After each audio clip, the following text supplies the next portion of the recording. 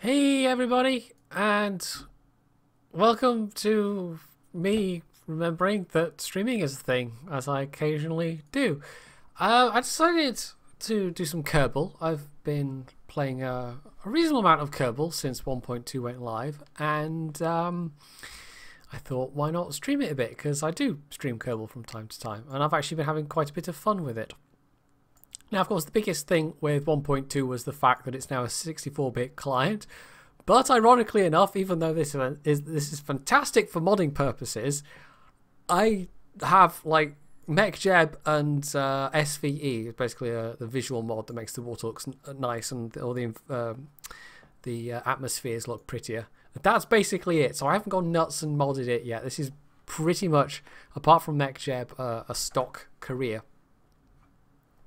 The other nice thing is that they've made a bunch of improvements. One of the big ones with moving to a more up-to-date version of the Unity engine is that wheels are far less wonky now, and it's very handy for basically doing anything with rovers in particular, although I've not really gotten to that stage yet.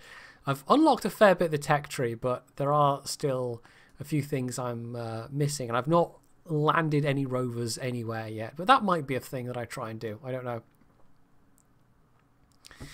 So I'm just going to basically be doing some contracts, but the main thing I also want to do is expand my my space station. I've built up a reasonable head of cash at the moment, so I'm basically building up my first space station, and I'm trying to make one that looks properly like not just a bunch of stuff bolted together with docking nodes in a straight line, which is my usual modus operandi. Let's see if I can actually. There we go. I could probably. I'm just. Well, this is how I launched it. This is the core of the thing. I should probably just actually go and jump to it in space, because we have launched it already. It's just it's empty and there's nobody on it. But there is an automated fueling thing docked to it. Let's see. I've also, as you can see, that's the only thing on the list at the moment. There's a bunch of relay stations as well. This was one of the other things in 1.2, is that comm networks are now a thing without the need for mods. And they've done it in quite a nice way. It scales rather nicely. You can use the difficulty settings to actually choose how hardcore you want it to be. Actually aim there. So yeah, basically it's just crew accommodation, a bit of fuel storage, and then these 4 docking ports. And this is just a like fuel tanker that I brought up to fuel up a moon mission that kind of didn't work. But I then had to launch. I think I launched about 2 missions to try and get that moon mission to work, which is the fun of KSP, which is not. It's not there at the moment, but if I zoom out, you'll be able to see that my my comms network is, these are all my relay satellites. So it's all, I turn on all the links. It's rather fun. I like it gives you plenty of contracts just for doing that, but there's a couple I launched just because I wanted to anyway. So yeah, it's rather fun. I like that. So anyway, let's design some bits. And also, hello to everybody that's joined in the chat, that's turned up to watch. So, oh, there we go. It's crashed. Yeah, this has been happening, actually. And I doubt it is mods, because I don't have many mods. This is one of the reasons why I'm not modding the hell out of this, is because I think they've done one patch for 1.2. I can't remember exactly. But there are definitely still some issues, and it does seem to crash sometimes. If I had one that was a repeatable crash, and I couldn't figure out why it was doing it, because it did it like 3 or 4 times in a row, and the 5th time was fine. And I don't know what it was I did that was different the 5th time from the first 4 times, but that's just software crashes for you, I guess. So yeah, this will... hopefully, is OBS catching up with... Well, I need to tell it to refresh. OBS anytime today. Still loading up KSP, but OBS should be picking up the loading screen, in theory. Anyway, that gives me a moment to say hello to some people. So yeah, Latika Mafia, Blue Oval, Nikos, Shadel, which that name's just... That's a cruel name to make me say out loud. Streef, Redman, hey Redman, DC114, Island Man, and Nikos again, because why not? There you go, Nikos, you're special. I said your name twice. Why is OBS being... I don't know. There we go. Right. Okay. Thank you, OBS. That was useful. So, yes, the thing with 64-bit, by the way, and maybe I should explain that, because I might well put this VOD up on YouTube anyway. But the reason why it's particularly relevant to Kerbal Space Program is the way KSP works is it loads everything into memory. All the parts and everything and all the stuff it needs to make the game run all gets loaded into RAM. And the more mods that you have that add things, the more stuff it has to load into RAM. With a 32-bit version, there's a limit of was it 2 gigabytes or 4 gigabytes? I can't remember, but there was a hard limit of how much RAM the program could use, and if you went over that, game crash.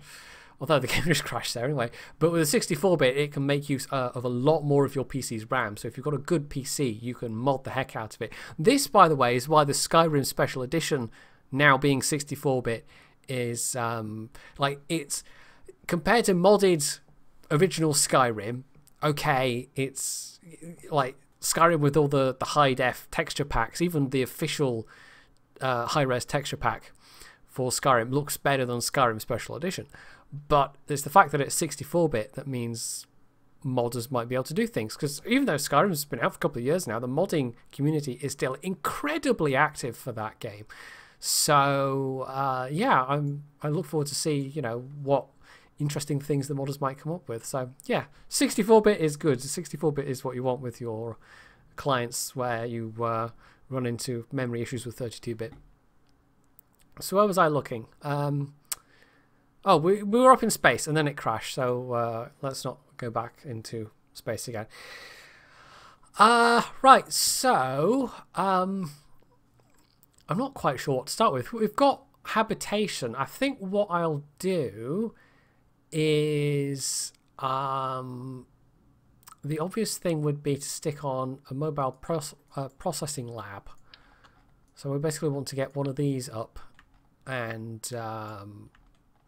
if I just did it on its own, it probably wouldn't be too like it wouldn't be that big of a payload to launch. But I'm thinking I'd quite like to wait, what did I call the thing? I clicked on the wrong button there. Yeah, okay, yeah.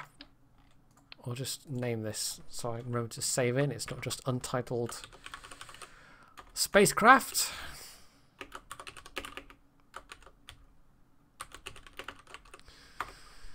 Right, so yeah, I want to have this thing have a particular look, a certain aesthetic. And so this might be a slightly heavier thing than it would otherwise. Now, what am I looking for? I think what I'm going to do what I did with, I mean, the last time I played it, which was on stream, was 1.13, and I was using little MechJeb controlled, like, worker drones, essentially, to move things around. So just basically a monoprop tank to dock with things and then, like, reattach it to something else. And I'm thinking I'm going to do that, but I'm actually going to use 2 of them. Because one of the disadvantages of that kind of prop tank is you've got to stick all of the modules that you want to dock to your station. You've got to stick extra parts on them in the form of control nodes and things like batteries and whatever. But I think if I have 2, then you can basically have a thing at either end. So you still need a docking port at either end, but it eliminates the need for excess parts, basically. So we'll get around to designing those as well, but first we'll actually make this thing that we're going to stick on the space station. Now, it's almost a pity you can't like recolor and retexture parts in the game, but that's fine. So we're basically going to have something that looks a bit like this. I might even use a Mark 1 crew cabin, but that's a heavier part. But it might be nice to have, you know, the lights. So we'll be using this for all our scientific McGubbins. That totally is a word. Actually, I was gonna... No, yeah, we'll have the orientation be that way. So the thing will point outwards, if that makes any sense. Also, by the way, this flag, if you're from the UK, well, in fact, specifically if you're from Scotland, you might recognise this flag. But yeah, I put on a custom flag. And it's the flag or the logo, I guess you'd call it, of Caledonian McBrain, which runs all the West Coast and Clyde ferries in Scotland. So I decided that, yeah, it's not quite Kerbal Space Program, it's CalMax Space Program. Hey, little Mark. I'm actually feeling a lot better. Thanks for asking. Yeah, I'm largely over the coughing, although having said that, I don't seem to be 100% over the coughing yet, which is somewhat frustrating, but I'm more or less there. I'm kind of used to having a lot more parts, because the last time I played it with 1.13 it was just like we completely modded the hell out of it, whereas this is not that part, maybe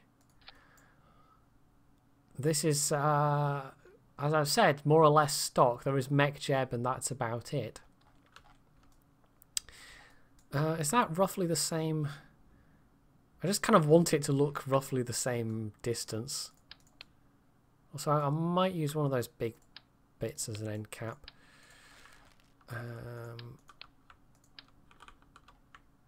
Which will add a little bit of weight, but it'll look a bit more uniform.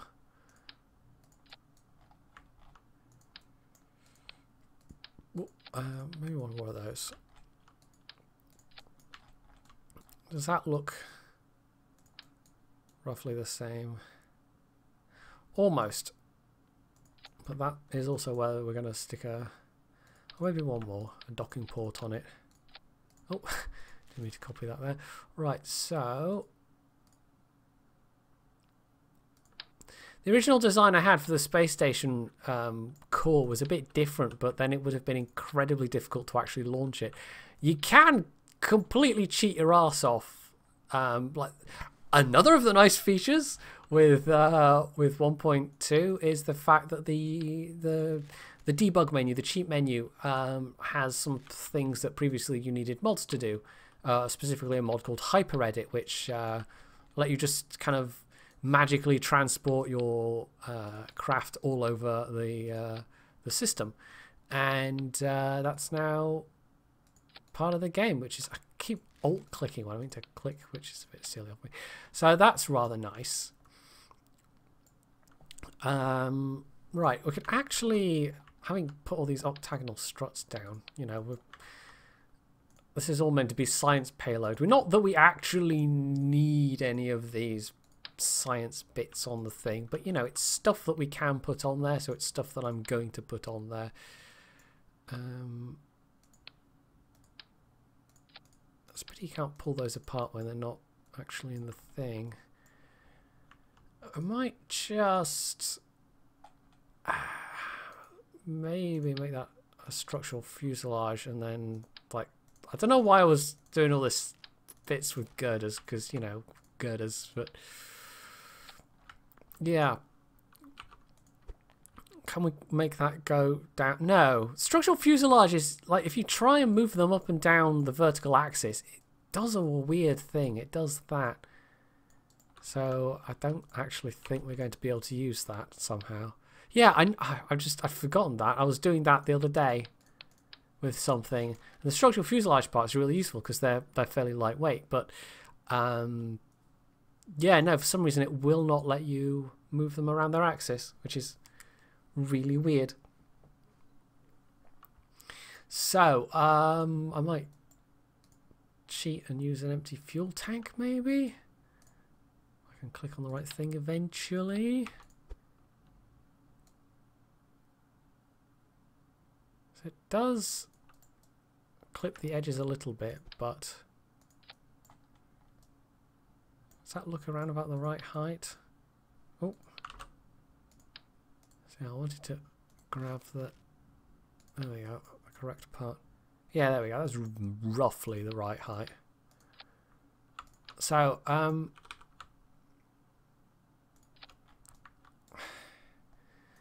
that in principle is the basis of this thing, but I don't know, do we want extra gubbins, or I could potentially have, I mean, with the docking port on each end, basically my idea is that I'll then have something on the end of it, like an arm. I don't have a grand idea for this station or anything, it's just, you know, I want to add some bits to it. So, yeah, we might, well, that looks a bit hideous, but not much I can do about it, really. I think it's called Z-fighting. It's to do with the textures fighting each other, basically. If there was a slightly skinnier part than that...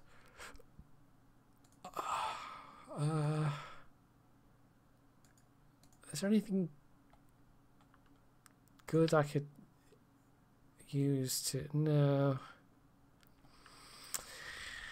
It's really awkward.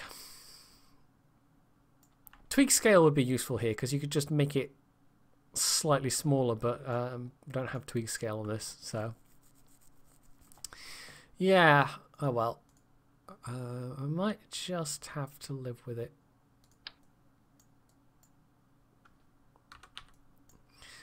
So yeah, this is going to be like the, I don't know, the science bit of the station, I guess you could call it. So I guess we'll have all of the instrumentation fairly close together. We might also stick some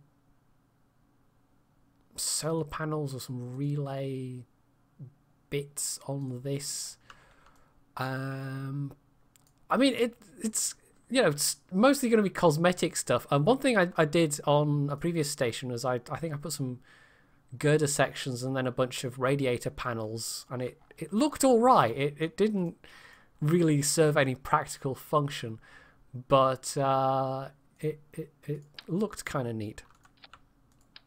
So put some extra bits of ladder there, which I don't know why that's wibbling in the same way that that's wibbling, but it's having a good old wibble. I don't know how well that comes out on 480p, but yeah, look at that texture wibble. It does it for a bit and then it stops. I don't know, that's very odd, Kerbal Space Program. Okay. I kind of feel like we need, with just those, it looks a bit, I could put some batteries or something on, they're fairly low cost. Although this is one of the big areas that I like the mods for is power, because the stock batteries just look, they kind of look like joke parts. I mean, even compared to the rest of them, they are like literally big, like AA and would these be Ds? I can't remember. I can't remember what batteries are which, but yeah. Oh, I meant to alt click there.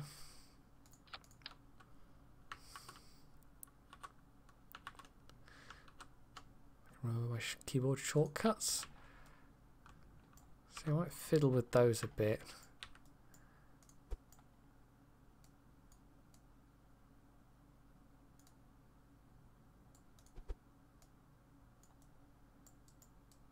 And, you know, extra battery capacity is always useful, I suppose. You can't go wrong with that. Right, so we need a couple more science instruments on here as well. I don't actually have everything unlocked yet, so I might... The smaller science experiments, I might actually leave those for a separate module, maybe. I could even put on a radial Clampertron Junior somewhere, so that at some later point, you know, we can bolt a thing on the side, essentially. In fact, I'm going to do that. We're going to make this expansible. That's totally a word. Coupling. Clampertron Junior. No reaction wheels or RCS on this section. What I'm going to do is basically construct some craft that will like clamp this thing into place, essentially. So if I put one there, I'm not figured out which side is going to... No, yeah, we'll put it there, because, you know, if we're coming out to do science experimenty stuff, they'll be doing it on this side, so I guess there is fine. Is it... I can't remember which one it is you hold for shift. There we go.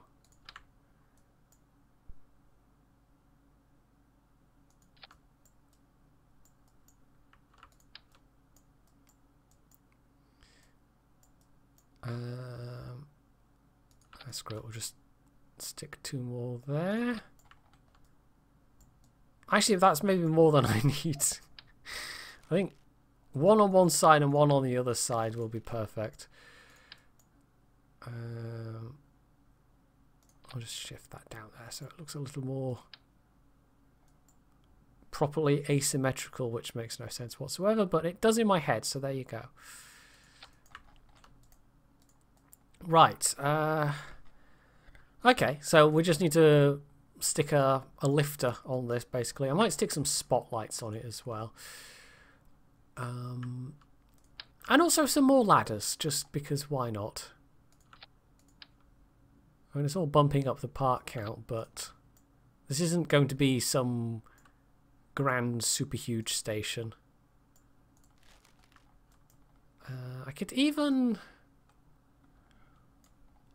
I don't think I've used them once in a single craft, but the new experiment storage unit, I could maybe attach one of those on somewhere.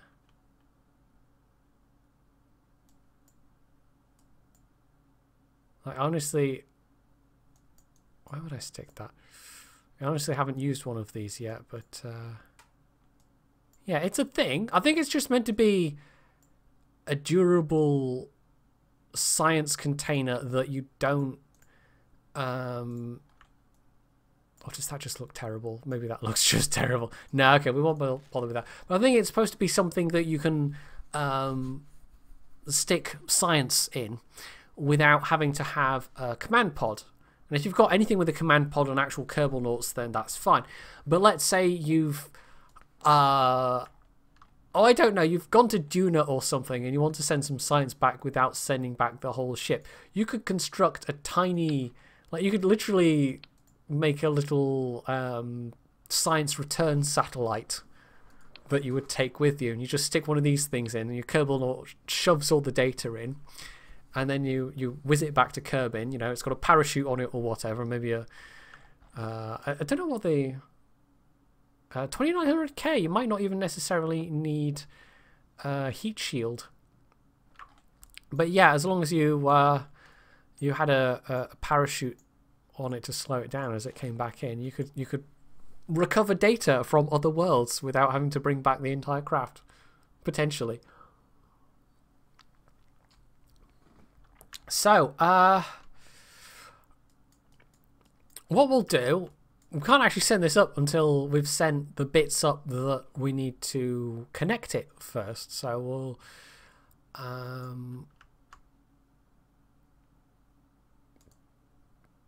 oh, I clicked... Don't... Oops. Hopefully I didn't lose anything vital there. I don't think so. I was clicking save a lot. The ladders. I didn't save the ladders, that's fine. Oops. I clicked the wrong thing. Don't click the wrong thing. Because, you know, then you've clicked the wrong thing. Yeah, we're not quite done with that. I'll stick some spotlights on it or something. But, yeah. We're going to make just some kind of docking arm. Because at the moment, things dock to the station just... you know, it's just the station core, so they can dock wherever. But why can't I alt click that? That's weird.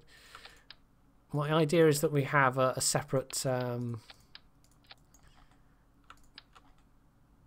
docking arm. So it's basically just going to be a bunch of the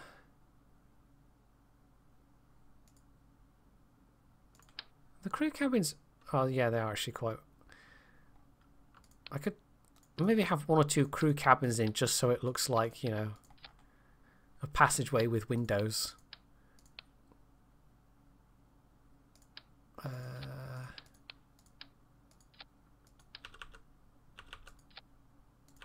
suppose if we have it both oriented the same way. Right, does that I think that seems long enough.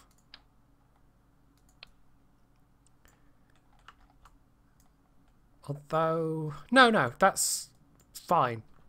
I guess, ish, maybe.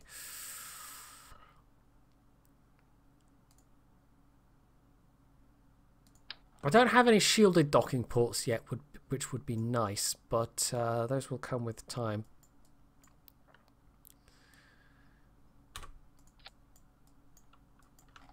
I guess that looks all right.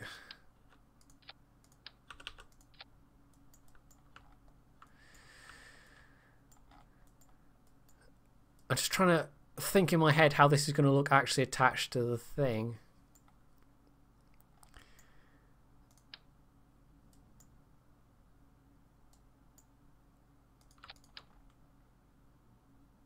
I'm probably going to end up with like just way more docking nodes than I actually need, but that's fine.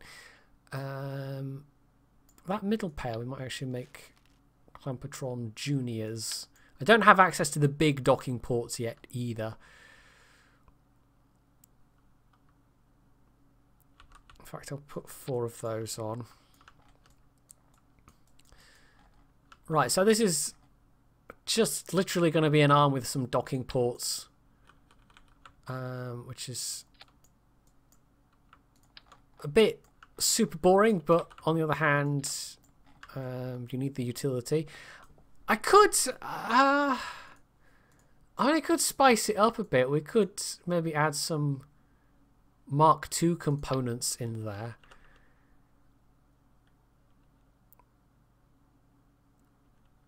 How? Because the Mark II components you can mount radially.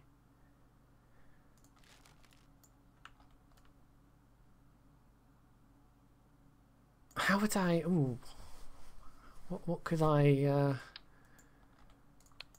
What could I do with that? It's not necessarily something I need to do, and it's just purely, you know, aesthetics, and it's sort of adding weight and all this stuff. But I want my space station to look nice, you know. So yeah, you can kind of smoosh the parts together a bit, although how would we make those ends seem kind of a bit more curved, you know?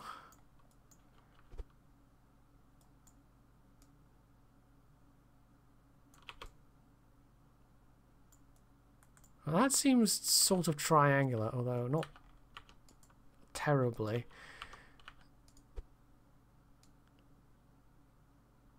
Right.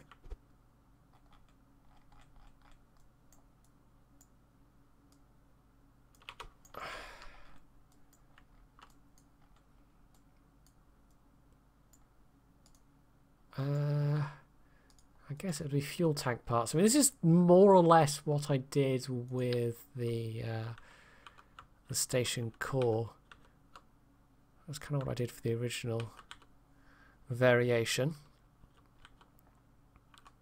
It's funny, you watch people even that have played a lot of KSP, and I always feel a bit bad when I have to just like rotate 50 bazillion times to get the orientation I want, and I think, oh, surely the professionals don't have to do that. You know, the people who have played it a lot. Yeah, they do. It seems basically impossible to avoid in KSP. Right, so basically... oh god, that looks super awkward. Can we... I have no idea what I'm doing, by the way. I'm more or less making this up as I go along. Now that just clips inside in a rather unfortunate fashion. Could I use... I want to just space it out a bit more.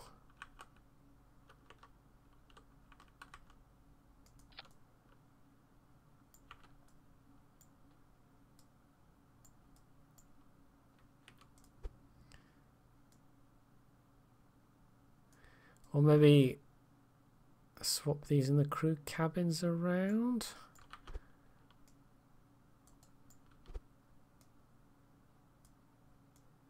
I kind of want that to fill that kind of gap, if you see what I mean.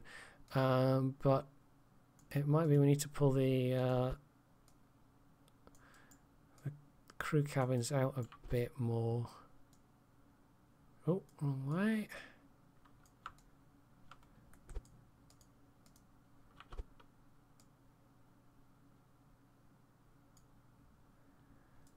This is sort of getting towards what I want, except it looks like a complete dog's breakfast right now.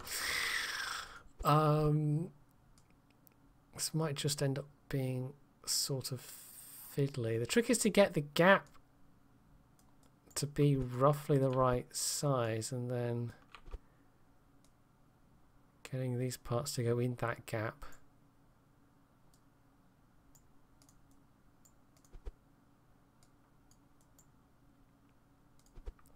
Which is sort of tricky.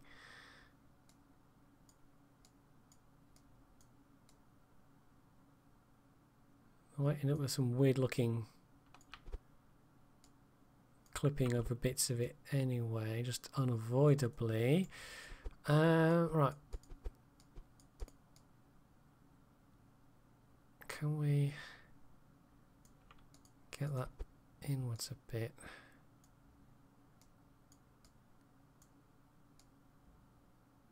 It's like trying to build stuff in Fallout 4. You've got these ideas of how you want it to look, and then the parts don't quite cooperate. That actually, like the way the parts clip through there actually looks not terrible. But I don't want these gaps around the edge. So we've got to basically pull it all in a bit tighter. Which might just be super awkward.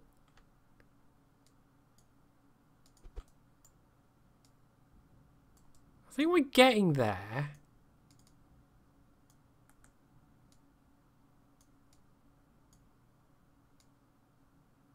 I think we're not far off.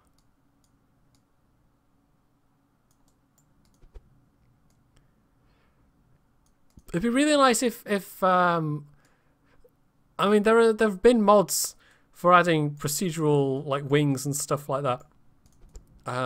See, that's now starting to obscure the windows now, which is going to look kind of ugly. But if you could get mods for procedural parts, you know, it would make doing stuff like this a lot easier. I might just... Oh, I'm going to take that off. Also, that is super... That's not aligned along any axis at all. I've just realised that. Which looks kind of weird.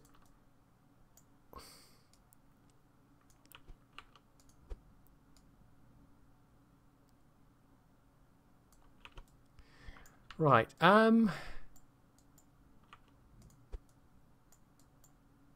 We shuggle this around a little bit more. In fact, we need to rotate it a little.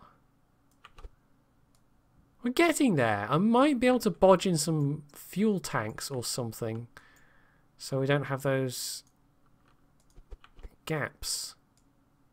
Because the gaps are slightly irksome.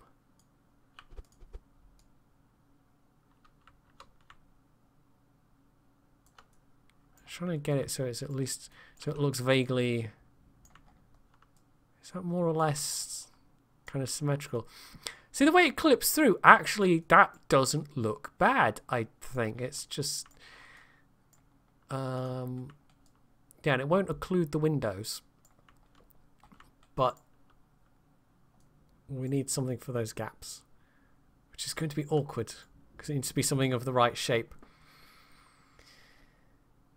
Tomato ketchup or brown sauce? Mayonnaise, because I'm not a monster. I'm sure Circon somewhere is, you know, approving of that message. Right. Also, we want to make sure those empty. Those tanks are empty. Those also will double up as, you know, that could be my station monoprop reserve. Those tanks can hold 400 each, so. Yeah, there wouldn't be any issue there, I don't think.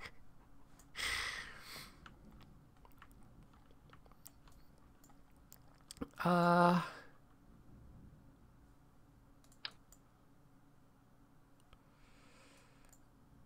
am I going to do this? You can actually mount those edge to edge. I just want a little bit of straight edge to I just want a little bit of straight edge, but with those edges to fill the gap. But maybe I that might be wishful thinking. What's the smallest tank we've got at the moment?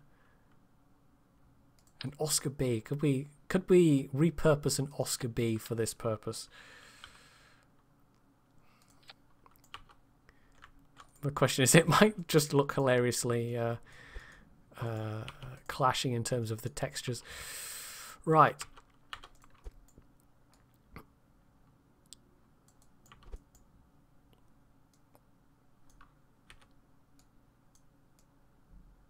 I have no idea if this is going to look really any good at all.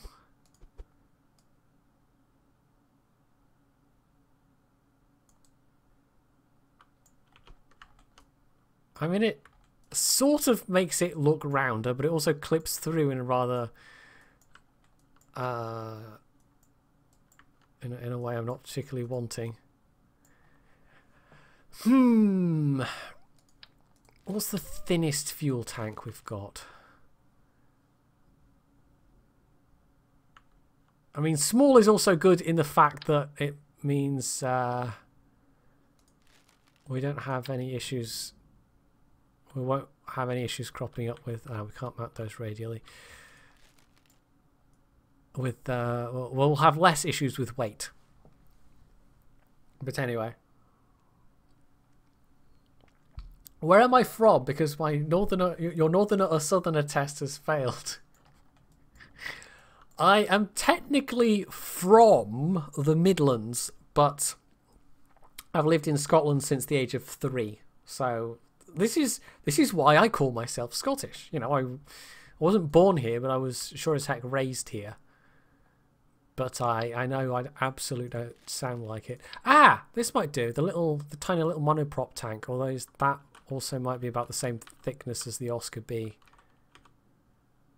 I think that looks like it possibly is just about the same dimensions as an Oscar B. They pretty much look like the same size. I've never realised that before. So, no. No, the FTL 100 is... could we use the monoprop tanks, maybe?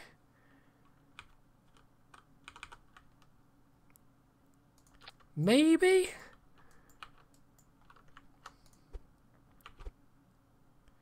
Might do. And the texture... Oh, I meant to do that. Texture-wise, it looks a bit better.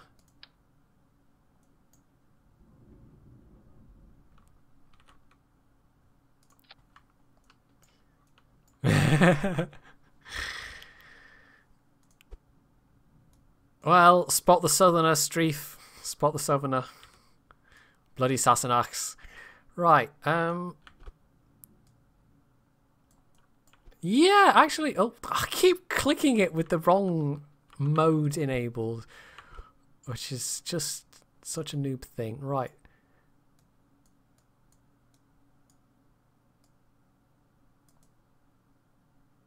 There's a bit of a weird overlap there. It's kind of, it's an awkward gap. It's a very awkward gap. Maybe I need to just pull these parts out very slightly.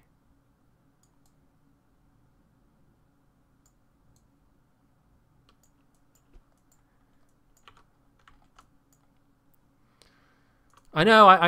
This is the running joke. You know, I say I'm Scottish. I've lived in Scotland since I was 3. But do I have any hint of a Scottish accent? Not particularly. What do we think? I mean, it's a bit.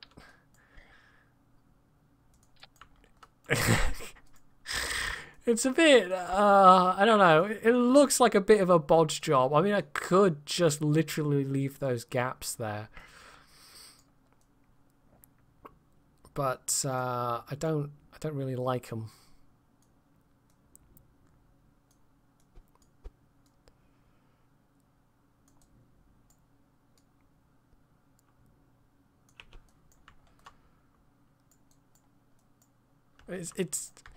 I think it looks better without the gaps, but it also just looks like I've completely bodged it together. But considering it's completely bodged together, that's not completely terrible looking. Anyway, what am I trying to build? Basically, this is kind of like a docking arm, but we're going to have some extra habitation here as well, because why not? I could probably make it a bit shorter, actually. It doesn't need to be this long. Although, having said that, we get rid of... Because, of course, those sections are heavier. Or do we want it to remain with that bit in the middle? It's just it... Maybe kind of limits, or oh, I know what I could do. Having plonked all that stuff there, yeah, we could essentially just put the docking ports around the outside. If I structural, these. Haha! They'll plonk onto something.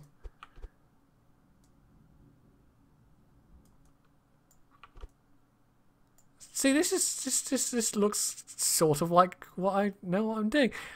I always get a bit jelly when I see people making these amazing looking creations, and I'm there with like zero creativity whatsoever. So I'm putting some effort into this one. I'm trying to make something that's not just a bunch of stuff bolted together. There we go. That actually looks not completely bloody awful. Yeah.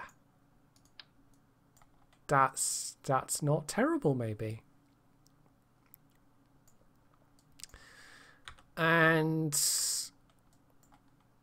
I would guess there would be big enough. I'll keep the idea of 3 Clampatron Juniors. Right, and we'll flip it upside down because this is the bit that will be plonking up against the station. Oh, I completely meant to do that. Of course, that's the root part there, isn't it? So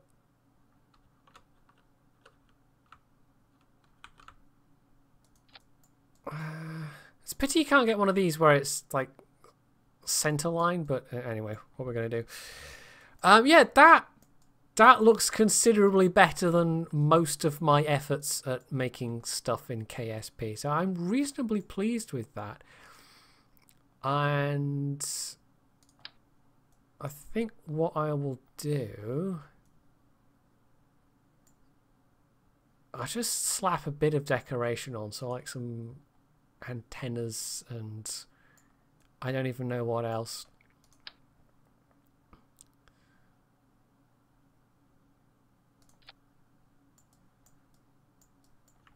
What do we think? Trio of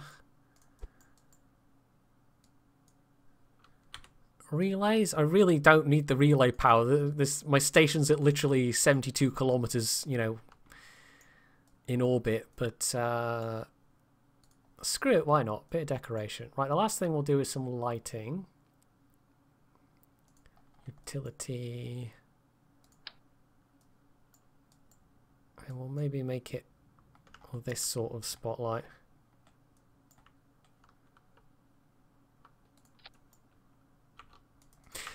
Honestly, I mean the round spotlights look a hell of a lot better when they're actually merged into, like, you fold them back against stuff, and I think the round spotlights do look much nicer. Although having said that, we could just what am I doing? Plonk it around so we can like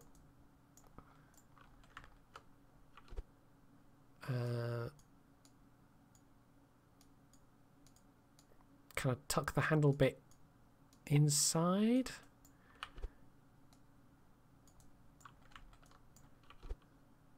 This is sort of awkward. But oh, there we go. More or less getting it where I want it to be. So yeah, the square ones are the kind of the low intensity spotlights.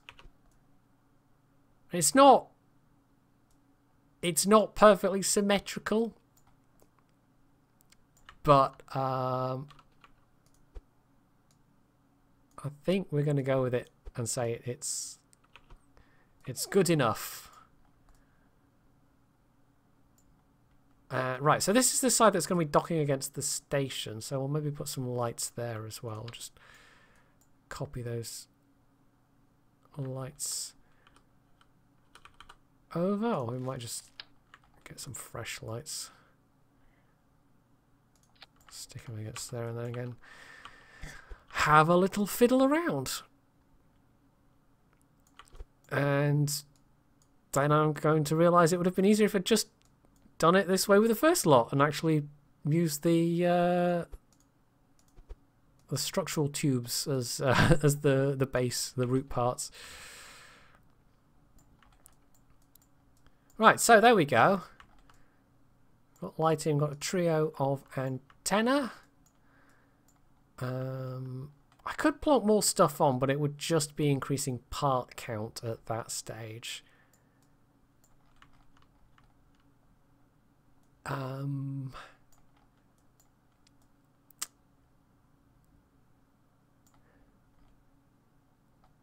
actually, you know what, we're going. I keep forgetting it's that part there. That's the root part, right? We'll actually just go with nope. Another. We'll actually get rid of that. We'll just use another bit of structural thingamy, and that'll be fine.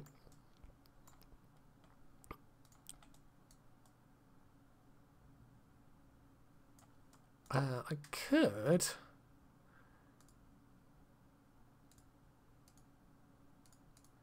I mean, I could say to hell with the part count and plonk a bunch of solar panels on. Just the cheapy ones, but you know, they break up the surface a bit. And I have to say, since 1.2, you know, another benefit of being 64-bit is your part counts don't have or well, you can have bigger part counts with better frame rates, and you will still make it chug eventually, but yeah. So this is 2 out of the 4 of the arms, you know, sorted already. We always just like launch 2 of these things and double up on it, basically. We'll just see if this looks any good with a bunch of solar panels on the side. I don't know, it just gives it a bit of, you know, looks different, and it's also somewhat functional. Oh, we might bump them all up slightly. Is that in one slightly clipping? Of course, the base one can just clip into the actual structure.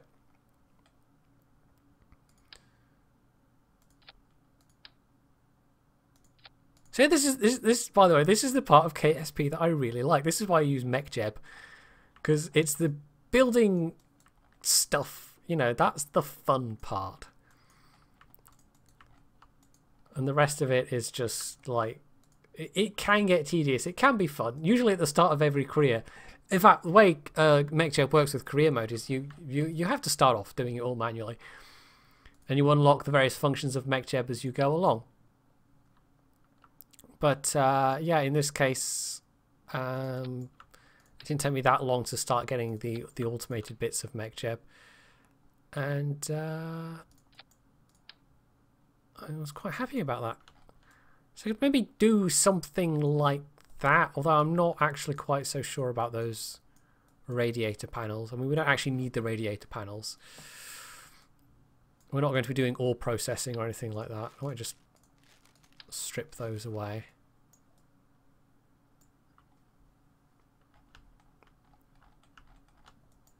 I mean, I could do the same here.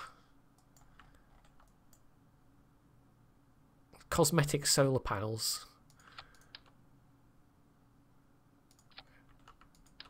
Which is going to bump the part count up. But this is, I'm not planning for this to be like a massive, ridiculous space station.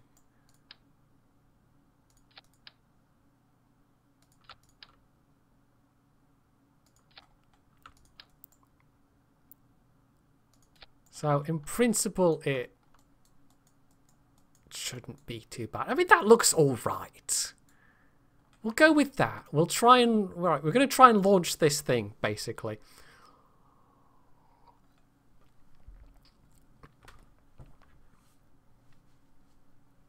And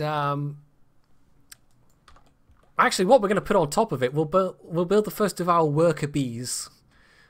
So we'll construct that as well. In fact, we could just put both of the worker bees on it, maybe. Right, so this is a whole other thing we've got to design now. What am I looking for? Well, actually, first we want to copy that over. Fuel tank. That's basically going to be mahusive. Yeah, mahusive is a good word. Anyway, yes, so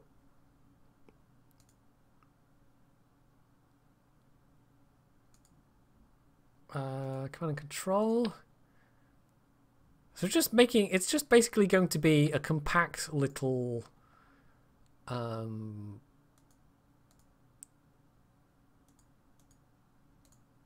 like literally a fuel tank and some other little bits.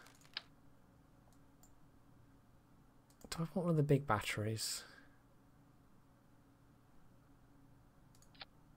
They're more expensive, but we're kind of like, with this, we're sort of like, to hell with the cost. The cost is not so much a factor. We'll run missions to recoup some of the cost.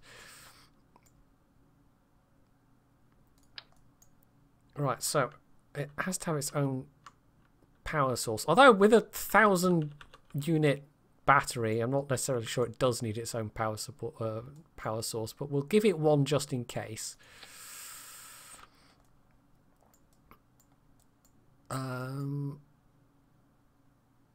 Actually, you know what I could do?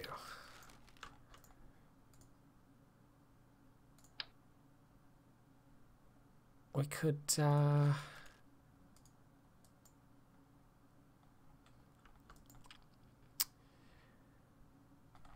because we want... The reason why I put the Clampotron Junior ports on is so that these things will be able to actually clamp on themselves. Although I could put the Clampotron on the bottom rather than the side. I'm just trying to think how to do this. One important thing we do need actually is communications gear.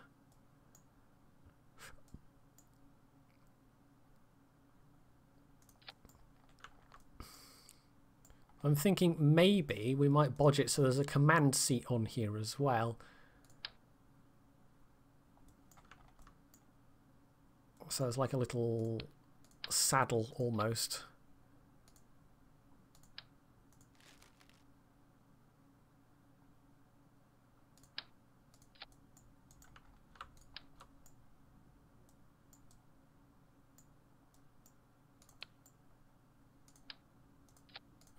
Let's do that. Actually, probably doesn't need to be more than 3. So, yeah, potentially you could have a crew member come and take charge of one of these things. So let's stick that there, maybe. And we'll stick the Clampotron Junior on the base.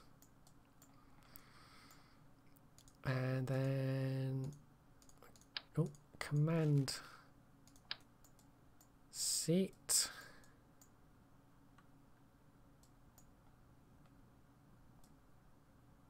Or do we want the command seat? Like, you could literally just stick the command seat on the side, basically.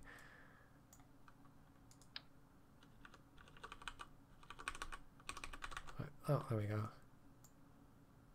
That would be the facing forwards bit. In which case, I don't think we need those cubic octagonals. We can just stick a small battery, and then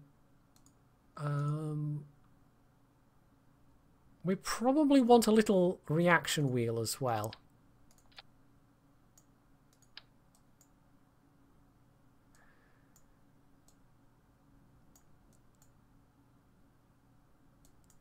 I don't want to stick this. I could do that actually.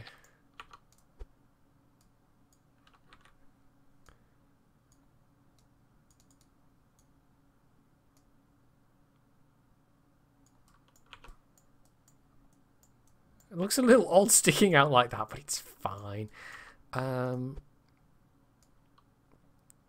Move those slightly back. Well, most of the centre of mass will be there. And we can use that extra sticky out bit to... yeah, we'll stick some solar panels on. So this is extremely basic. It's basically a monoprop tank with a couple of RCS things. Oh, also we will need a mech jeb on it, so that's something I have to remember.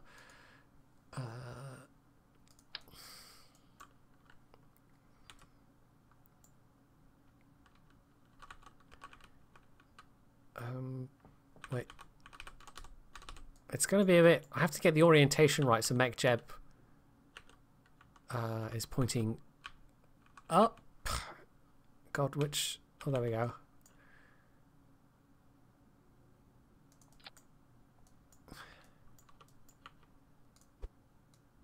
I could probably have made it even more compact than this, to be honest.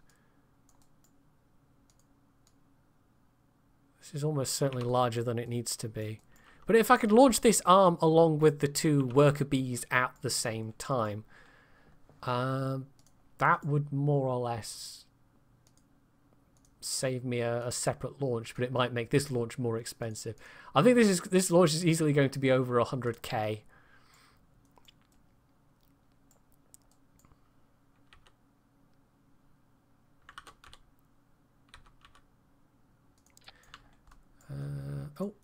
Oh, that has radialed in the wrong place. Never mind. Yeah, you can't sadly control which bit of the radial axis you want it to be around.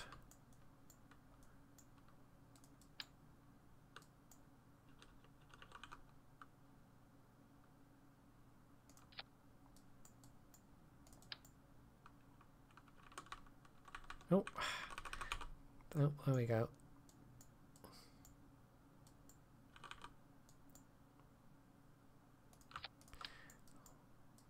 We don't need two, but you know, it's nice and symmetrical if we have to.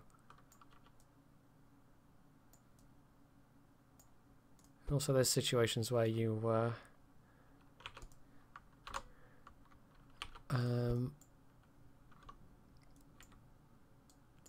you have to go away from the thing for an extended period. It looks nicer, I guess. It's a pity there's not like a chopped down version that's only got like 3 panels or whatever, but anyway, yeah, in theory that'd do it. Well, having said, it's a pity there's not a chopped down version. Of course we can just use the 3x2 panel potentially.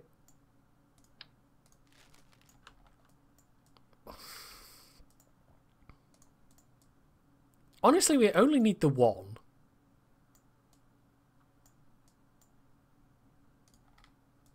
I can probably... Oh, actually, if we...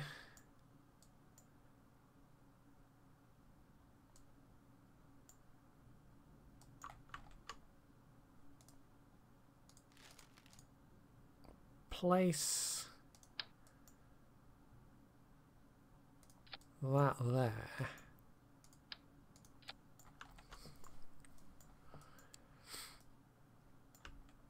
Would that look terrible, or I don't know.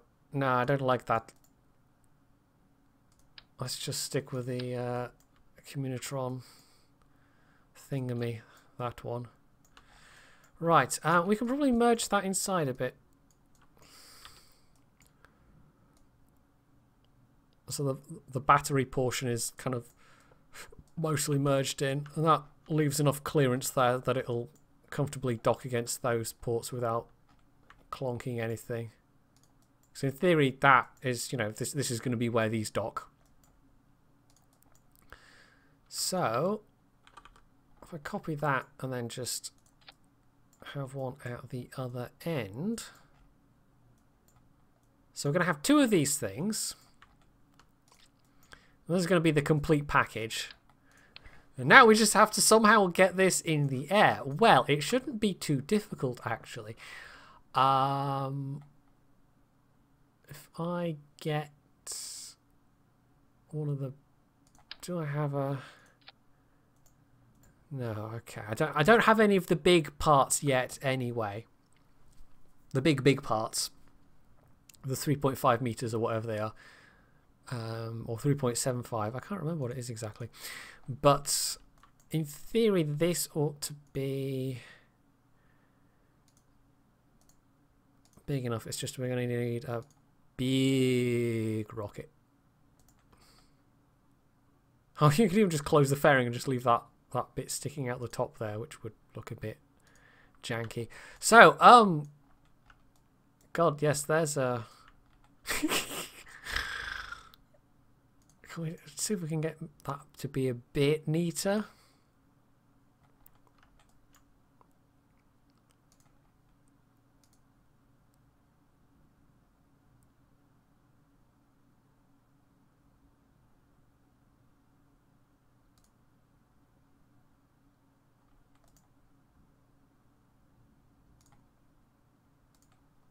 Maybe something like that, which maybe a bit wider at the top than it needs to be, but anyway. So, I've been doing the... Oh, it's a bad habit. Right, so... I'll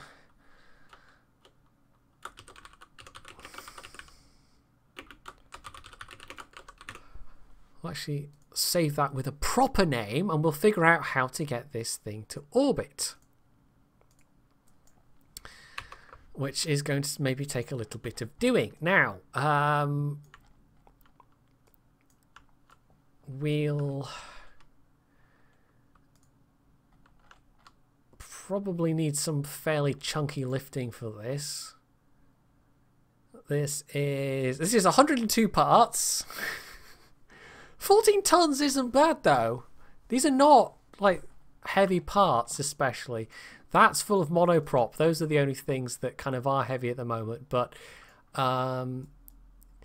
yeah, that's not so bad, all things considered.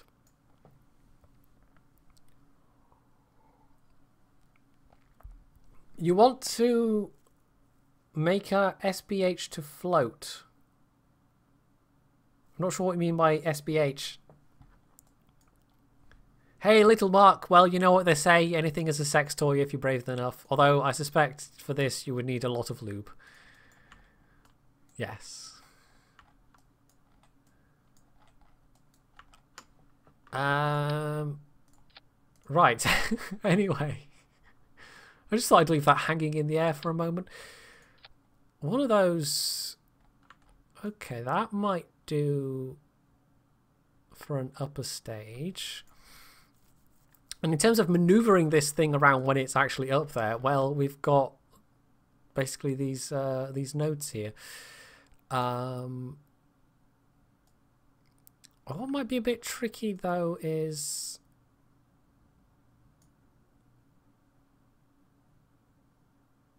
actually how am I going to do this?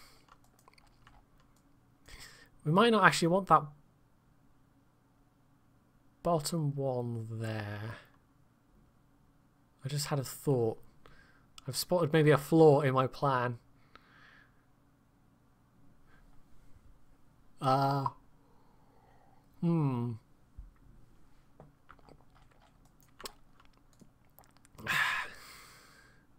Did I really just out-filth you, little Mark? Is that a thing that just happened? Oh, well, okay. Strange days indeed. You want a plane to land on water and then take off again. You'll need to experiment with buoyancy, but I think most like fuel tanks are fairly buoyant, so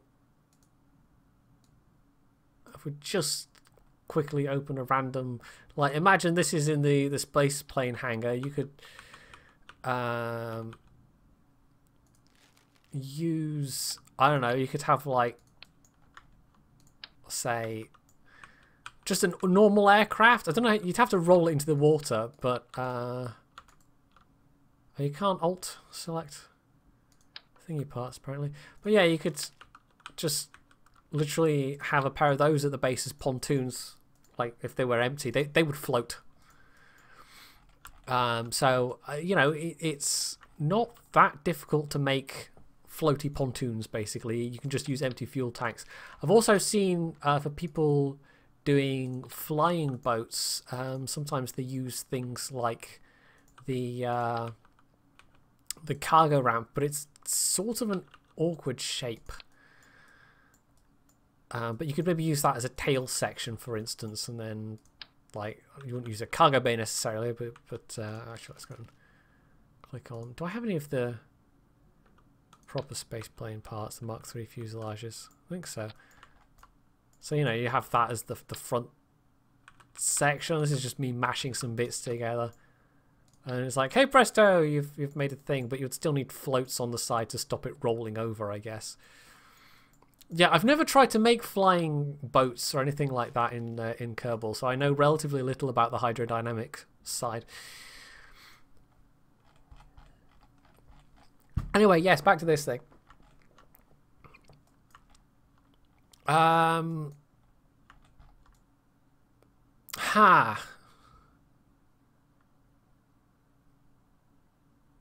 would I... I've spotted a flaw in my plan, everybody. Although...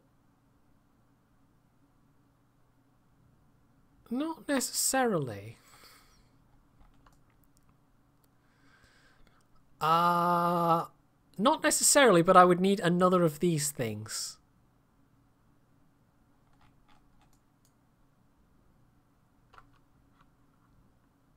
And I'd need it so that... oh, this is always a problem when you've Because even if I had this saved as a component part, that would be the root, and I need one with that as the root, so I could clip it to that bit there. Except that would then make the whole thing off center. God, this is awkward. I might need to do a separate launch with another one of these things on it. Let's see if I can remember how to... sub-assemblies, there we go. So if I remember correctly...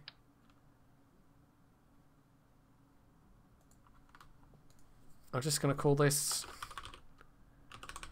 What did I call it? The Splux. We're just going to call it the Work Bee. We're going to give it a totally Star Trek name. So there we go, the Work Bee.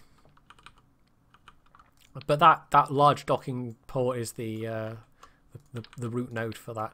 So I can't... I could... I meant to do that.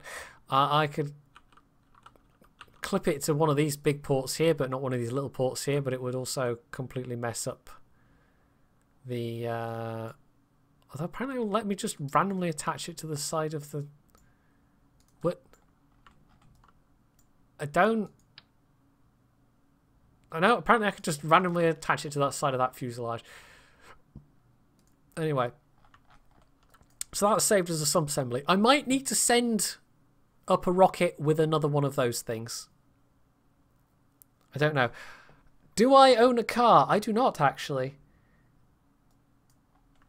I rely pretty much on public transport on this island, which is relatively good. Actually, you know, having said, oh, I'll need to... What if I...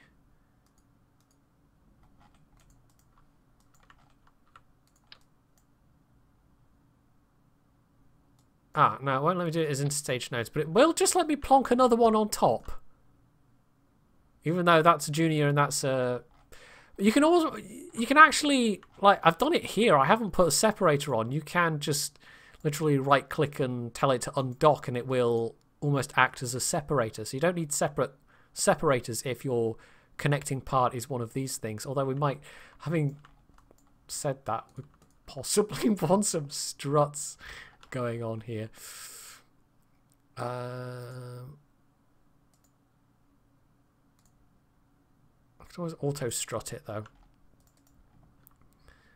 And maybe...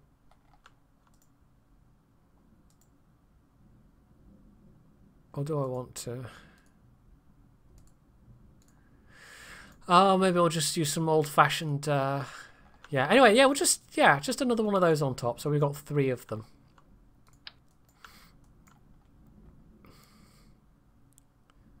So, anyway, and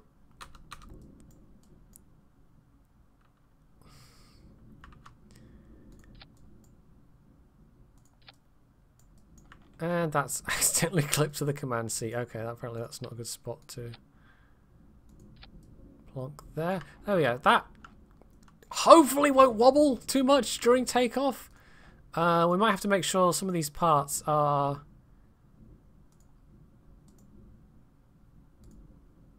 rigidly attached as well. Anyway, let's... yeah, I don't know why I didn't just think of that in the first place. It's like, oh, let's... oh, I'll have to do a separate launch, or I could just stick another one on top. Nope, I meant to do that. Fairings are a bit tricky. It's like you accidentally right-click or left-click at the wrong time, and it all goes a bit haywire.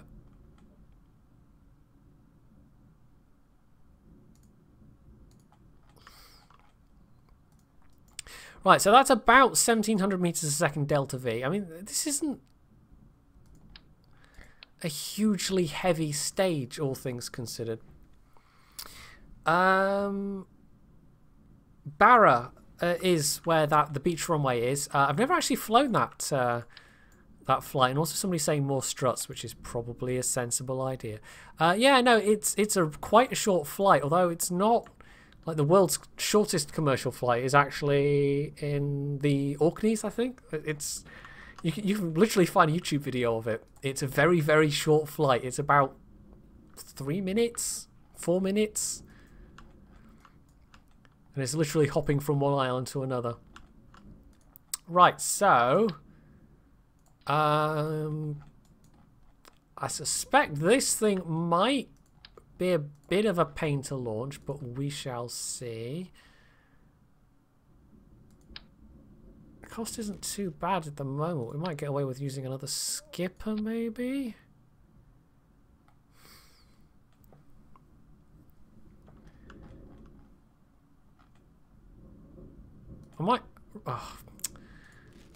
I might reroute this because it's getting a bit of a pain consistently just clicking on the wrong part over and over. Let's reroute it to there. Or in fact, let's reroute it to the there we go, the shell, the aero shell thing. Okay, so Delta V wise, that's actually not too bad already, but we're going to need some asparagus staging for... We need about an extra 1,000, 1,500. I think 1,500 just to give us a decent margin. And cost-wise, this is turning out also not to be too bad at all. Also, apologies if you can hear the wind in the background. It is a bit... it's been a bit cold and not pleasant today. And I think some people braved the fireworks even so, but I couldn't be bothered going into town for that in this weather. 'Cause it's not especially nice. Right, our thruster weight on this stage is not that good. Let's drag everything to the right place.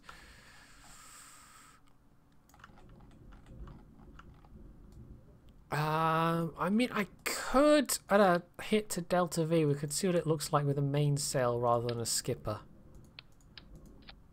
Which gives a much bigger kick.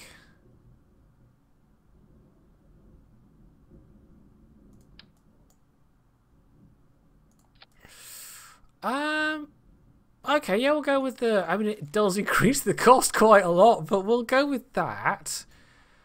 And we'll auto strut the fuel tanks. Let me stick a few more on there. And of course we have to do the asparagus fuel lines. Maybe a couple of separatrons as well. Oh, and also some winglets. Just to keep the thing hopefully relatively stable during the bottom stages of the journey, or the part of the journey that takes you through the thickest part of the atmosphere. So we want these ones to fall off first. So we'll put our, where are we, fuel lines. Oh, I still got part thingamy on. Part thingamy, that tells you exactly what I'm talking about. And the nice thing about MechJeb is, and it's done this for a while, is that when you asparagus stage like this, it recalculates your delta V and it tells you what your actual delta V is going to be. So that actually still only takes me up to about 3,500.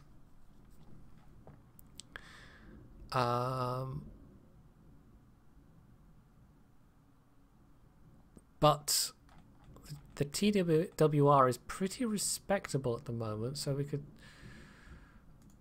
stick a fuel tank on that upper stage. We might even want that upper stage to just be an orange one, or is that just going completely overkill?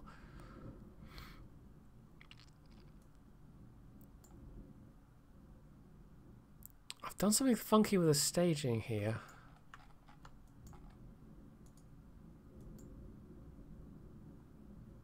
MechJeb's not showing me what I expect to see. Why is MechJeb doing that?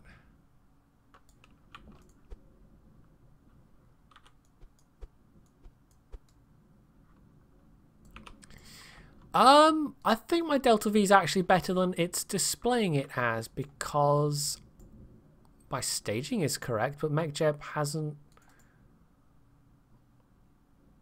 caught up with that for some reason, and I don't know why.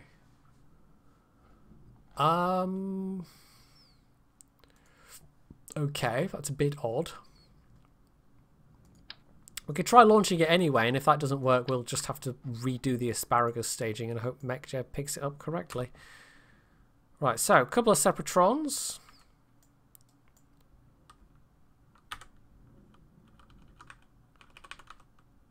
Normally I mount them on the nose cone, but we're actually going to try...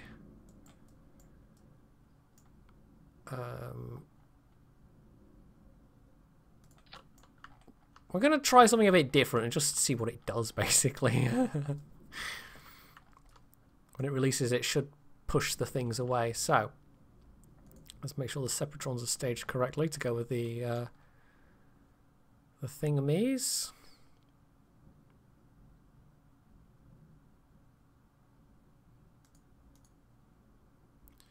So those two go in that stage, and those two go in that stage. MechJeb's still not correctly displaying the... We'll do a launch. We'll do a launch, and we'll see how it handles, and we'll go from there. I'm also quite happy my internet's behaved itself thus far. We've not had any... oh, I was going to say, we don't have any dropped frames. Then I've glanced over at OBS, and actually, apparently, we've had a bunch of dropped frames. Yeah, my internet's been misbehaving over the last week. It's dropped a bunch of packets. So it's made playing World of Tanks a bit awkward, apart from anything else. And also we want to make sure that's in the right stage. So in theory, this is multiple, like, stages 2 and 3 here with a... Essentially, I could probably just have used SRBs and maybe have it been a bit cheaper, but...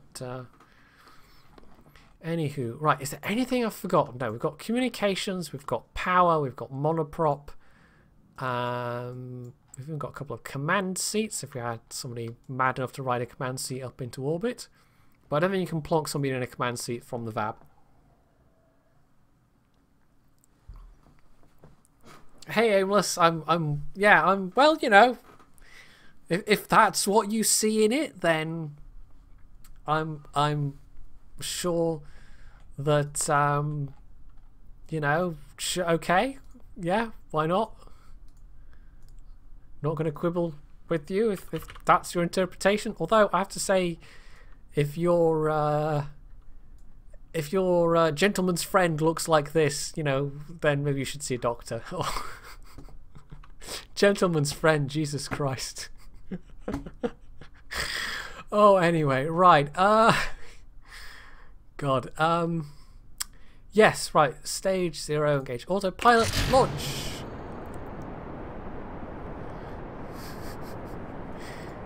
And I know what I didn't do. I know what I didn't do. We need to stick we need to stick a MechJeb on the outside, and I need to make sure that the MechJeb on the outside is the MechJeb that is controlling the thing, because otherwise it's all going to go not according to plan. Because we've got a bunch of MechJebs in here that are a strange orientation, and they are going to send it ploughing into the ground. Right.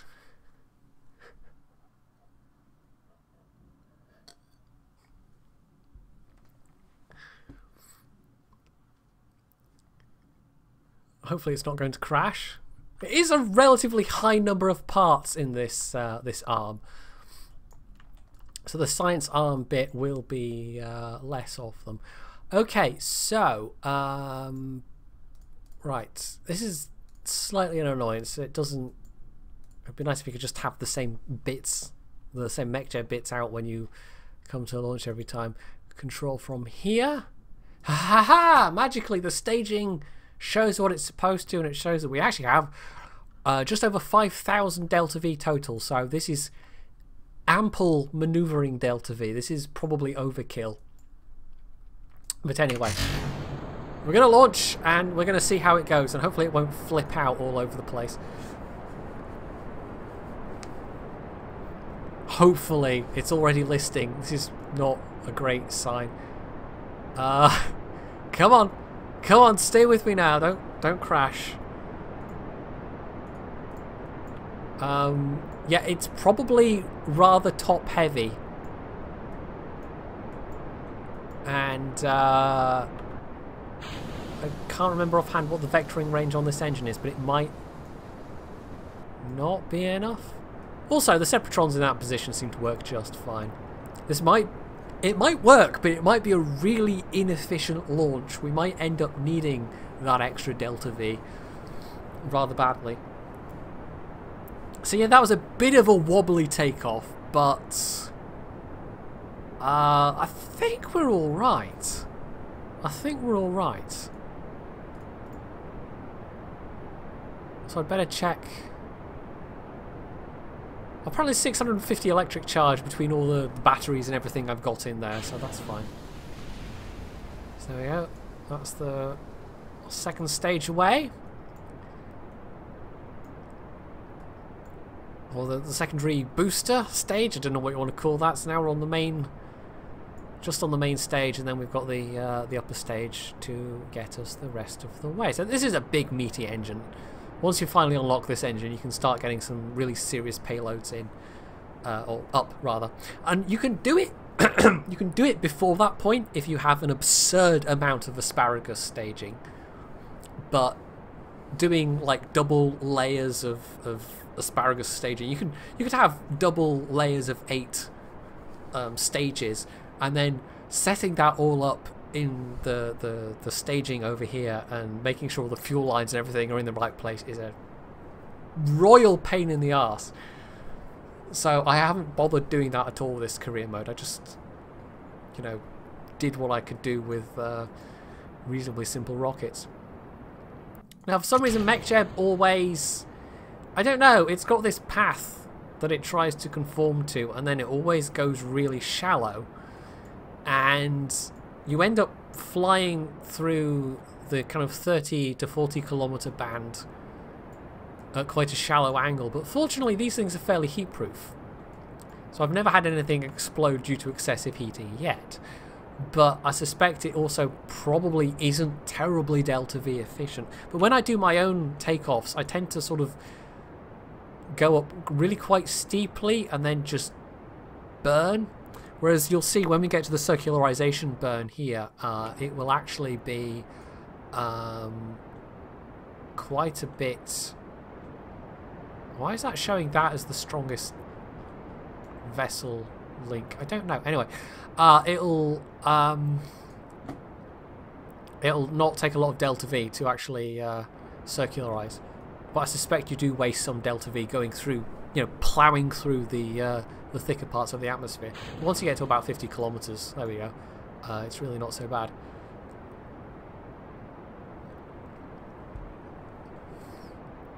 So the plan will be, once we get near the space station, each of these little dudes here will...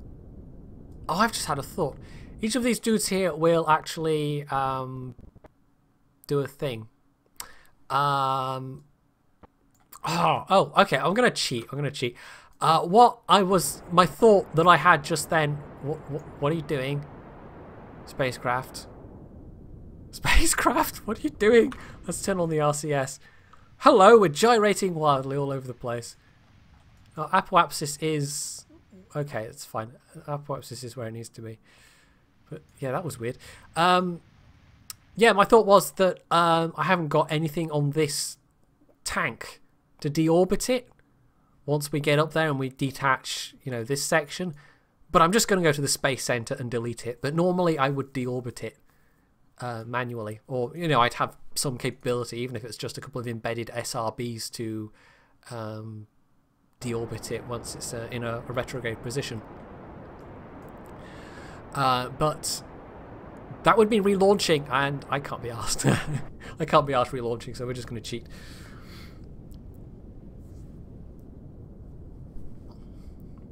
So we're getting there. Electric charge is fine so far. So this is us now in a circular 200-kilometer orbit. So we can click away the ascent guidance. And... oh, technically this fulfills a contract for launching a new station. Technically. So that actually pays for 90% of the... that contract just paid for the launch costs, basically. Because that was the reward for completing the contract, but of course there was the other bit as well. Right, let's get that facing prograde. And we still have so much delta V in this remaining stage here. That's fine. So I've got to be careful about using the monoprop to actually maneuver this thing around, because with this many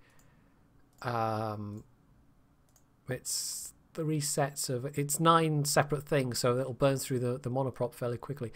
Anyway, quick save. Quick save. KSP, there we go. Maneuver planner, rendezvous autopilot, there we go. I'm also going to want the docking autopilot a bit later on as well. So, we shall set our station as the target and engage autopilot. I can just turn off the HUD for this bit. In fact, we'll also you used to have to do this with the mod, but now you can just go aim camera and you can have the part that you want the camera to be centered on. Also, let's turn on the lights, because we can turn the lights on. We're okay for electric charge. Oh, of course we're okay for electric charge. We've got all these flaming solar panels that are, you know, they're decorative solar panels, but they're still functional. So we've got some decent charge capability there. And of course, you could have probably that same amount of charge from a single Gigantor XL array, but probably more from a single Gigantor array. Right, are we... I should still be controlling from there. I can even tell it to control from that Clampatron Jr. Oh dear, that sneeze came out of nowhere.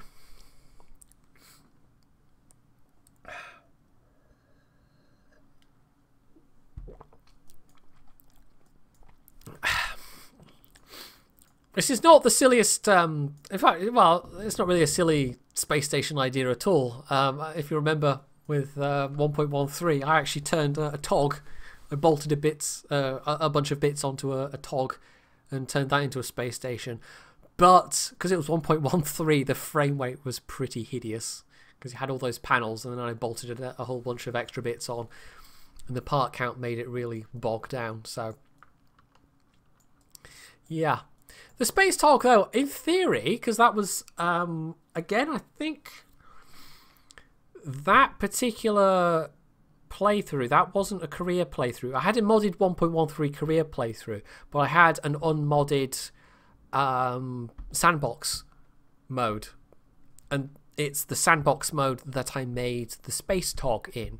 So, in theory, I could just bring that craft file into this version of the game and it wouldn't be an issue, but it might need some re-engineering. The space TOG was not an elegant design. I mean, the TOG itself is not an elegant design, but I think it might almost be better to build it from the bottom up rather than try and rescue that particular design, because in terms of its root parts and where all the panels are attached to, it is a complete mess. So making any major changes to the design basically mean starting from scratch. Anyway, we're going to want RCS. What I could do is manually disable some of these RCS points. So only the outermost ones are firing, so that's only 2/3 of them, and therefore it's not wasting fuel, because we don't need those RCS ports working as well. Right. So that's fine. We're just basically, well, Mechjeb is putting us in an orbit to rendezvous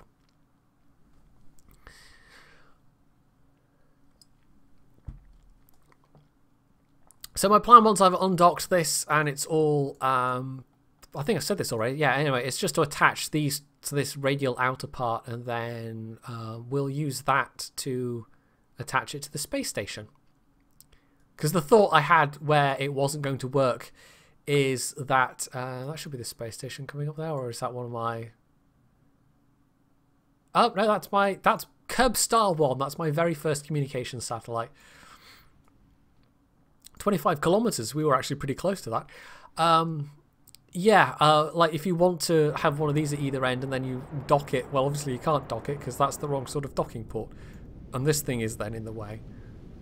So either you control it somehow, you know, from this end, which is going to be a complete mess, or else if I have it all around this this kind of radial center of mass, it shouldn't be a problem. Anyway, there's the space station. So we're going to park next to the space station. We're going to decouple this thing, which will then just delete through the space center tracking station. And at that point, we'll put it all in the hands of the MechJeb docking autopilot. Also, I'm just going to get some water, so I'll be right back.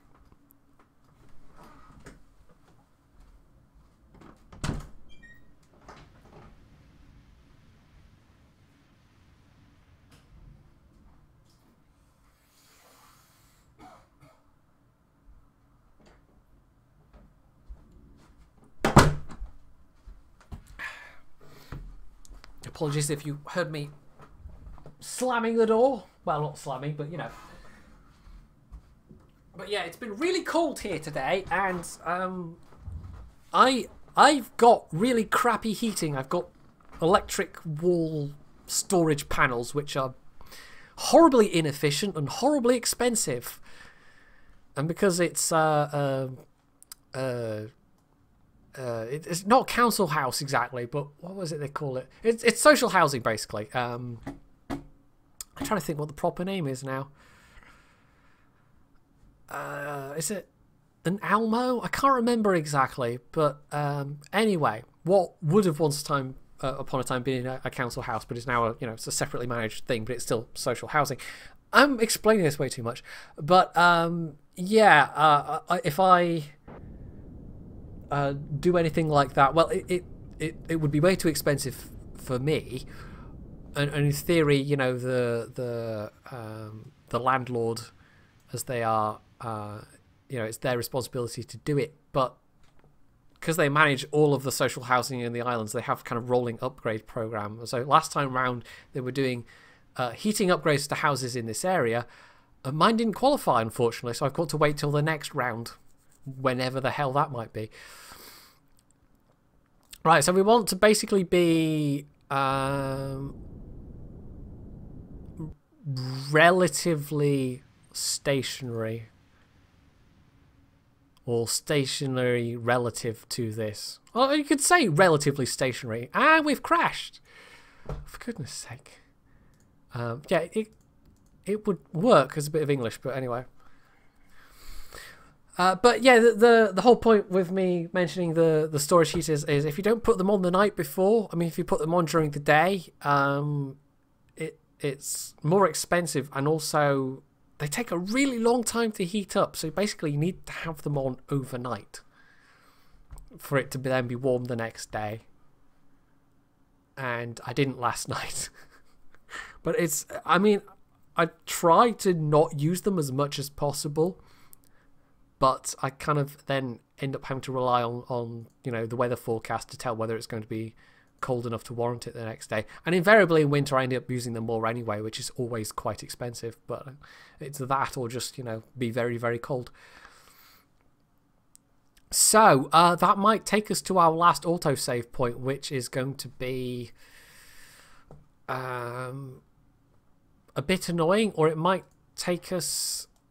let's get rid of all the relay satellites and maybe reduce some of the clutter. Okay, so it's more or less saved it where we were at.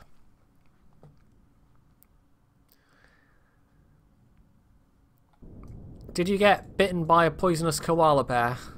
The aimless. Okay, not quite where we were at. This is while we're on part of our orbit matching. And it's slightly confused MechJeb. Because it doesn't quite know what happened. Right, so anyway, we've re-engaged the rendezvous autopilot. We've still got the same target set, so that should be fine. Oh, also let's have to re-disable these RCS ports before we can do that again. So yeah, I'm relatively pleased with this design. It looks all right. There's one mod, and I don't know if it's even up to date for 1.2 yet, but it's just a tiny little thing, but it's brilliant. It's basically a mod that adds 2 parts, and they're just little surface lights. They're just little surface lights that you can place on any... There's one really tiny one, and then there's one kind of slightly bigger one. Not quite as big as that light there, but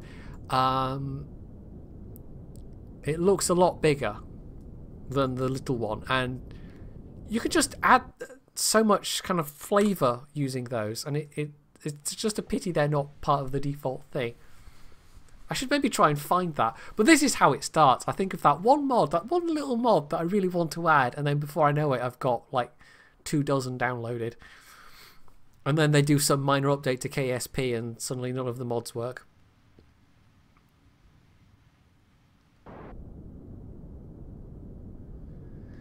Oh, good grief. Okay. I won't ask how you passed the time, Aimless, but yeah, that's yeah, I'm always dead paranoid. I've only been abroad a couple of times, once to Canada, once to Croatia, and once to the Netherlands. But yeah, I always make a point, or on those 3 occasions I made a point of ringing up my bank and saying, you know, I'm going to be abroad when I'm using this credit card. Unfortunately, never had a problem, but it's the kind of thing that it's like, well, what the hell would you do if you're in that situation? And I guess you did find yourself in that situation, so yeah. And well, if you were in Melbourne as well, or Melbourne, I guess I should say, if I'm going to be properly Australian about it, then that's even worse. Or something, I don't know. Anyway. The Australians don't seem to hold their capital in especially high regard.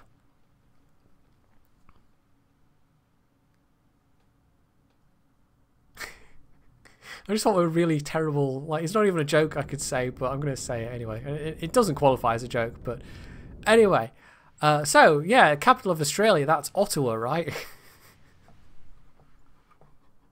Because that happens with Canada as well. People always seem to get it wrong. Right. We're actually slowly drifting towards, but we can probably correct that with RCS. I also need to keep an eye on RCS, although we've got still nearly 700 units of RCS fuel. I think we'll be fine, quite honestly. It's just we want to be... Oh god, no, RCS controls always throw me for a loop. We basically want to make sure this thing is drifting away from the station. We don't want the big fuel tank to smash into the station. Well, that would be a bad thing. A wombat. Oh, I missed the previous bit of the message. You went out to camp for a bit and you got bitten by a wombat and also a scorpion. Good grief. Ouch. Right, oh, this is us moving further away from the station than we really want to. So, it's not that big of an issue. But, whoa. Oh, wait, suddenly we're being controlled from a different MechJeb. And spinning wildly around the place. So, okay, this is fine. Right, what I'm going to do, and this is going to be messy and completely wasteful of RCS fuel, but we're first going to dock the wrong ports.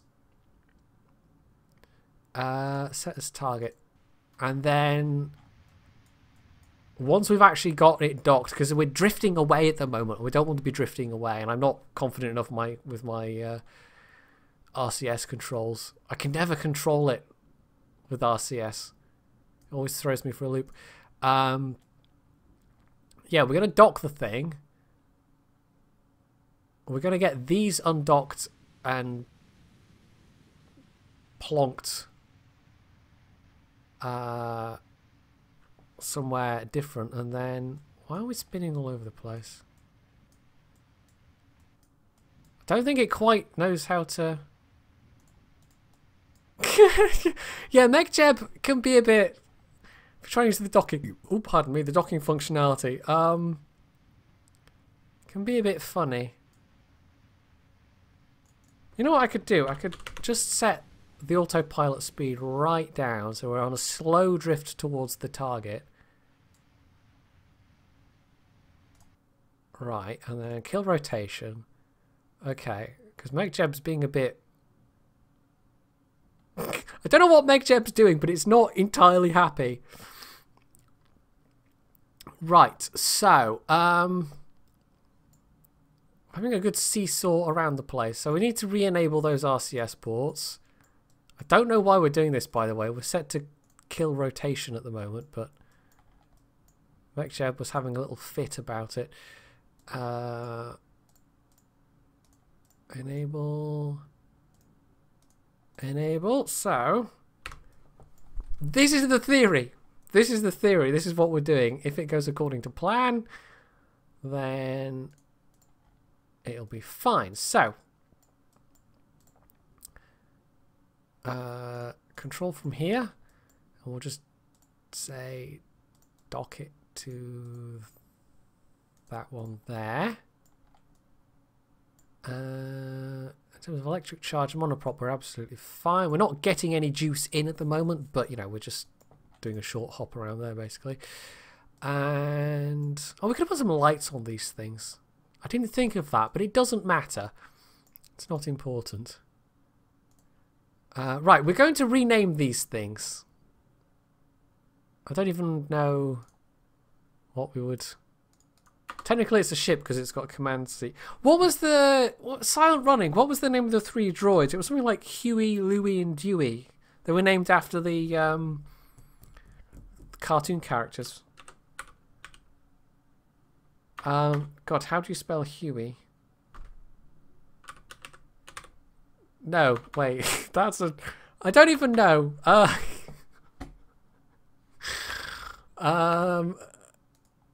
Somebody look up how to spell Huey, Dewey and Louie, because I can't remember. We'll have to rename them later. Right, anyway, let's do the thing that we were doing, which is actually... We can name them later, it's not important. You have to actually get them in position first.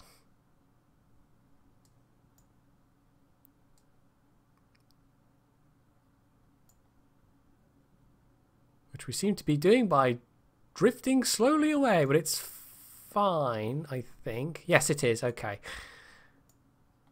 It backs up to what it thinks is a safe distance before it... because it doesn't know what obstacles are in the way.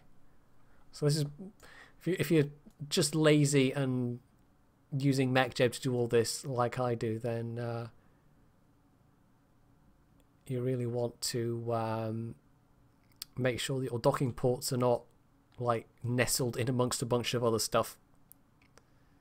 Huey, H-U-E-Y. So I was trying to spell it with G's and H's and all kinds of...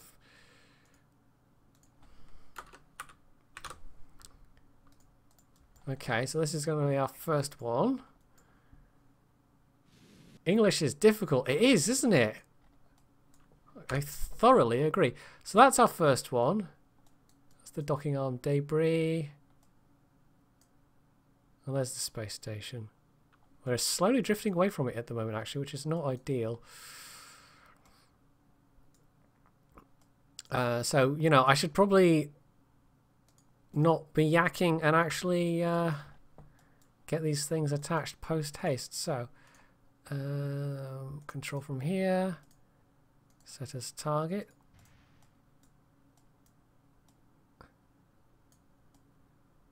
So in theory, with all of these three, like, work bees being equidistant even, that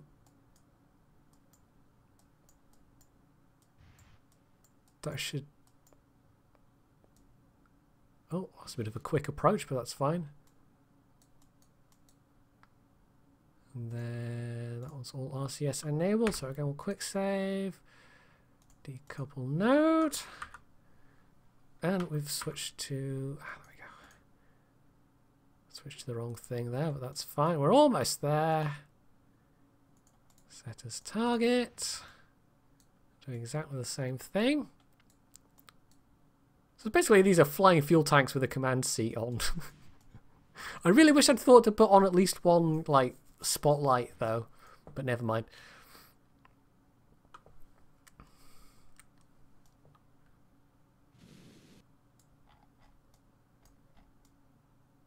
Okay, so God,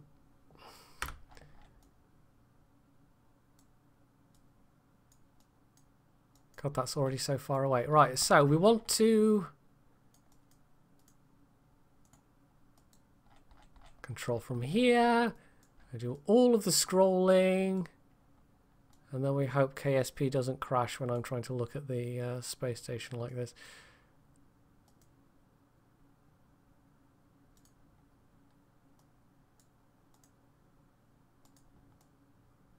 Oh, why won't you let me select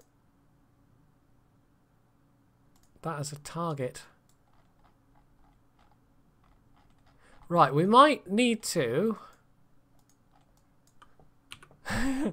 we might need to use the rendezvous autopilot again.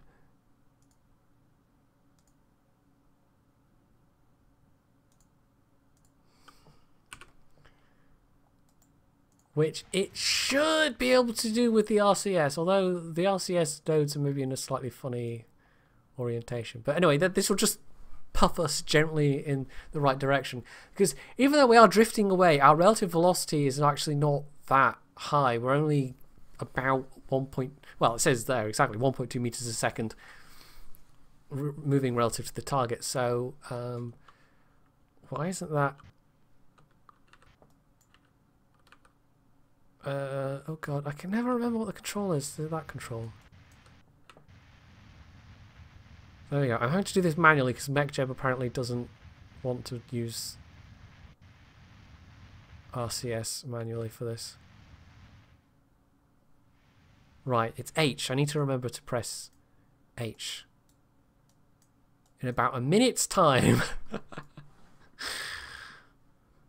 So it's all according to plan. It actually more or less is according to plan.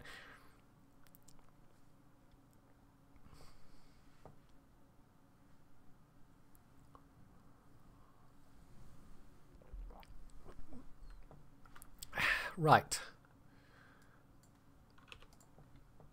And then, I don't know why, I think if you're a certain distance away, I mean, it must be further away than I thought. If you can't then use it to manually select the thing that you want.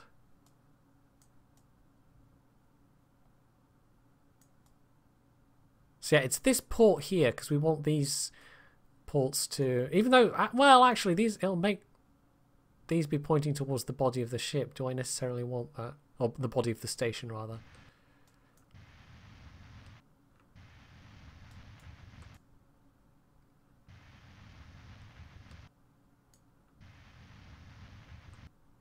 Right, we're nearly there. It's a good thing I brought so much monoprop.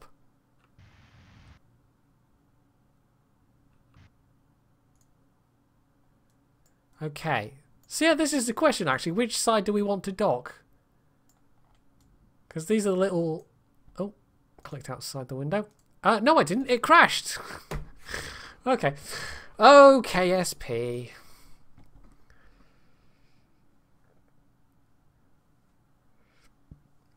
Yeah, yeah, we could either have the antennas pointing towards the body of the station. I mean, practically speaking, it makes no difference, but aesthetically, it kind of does.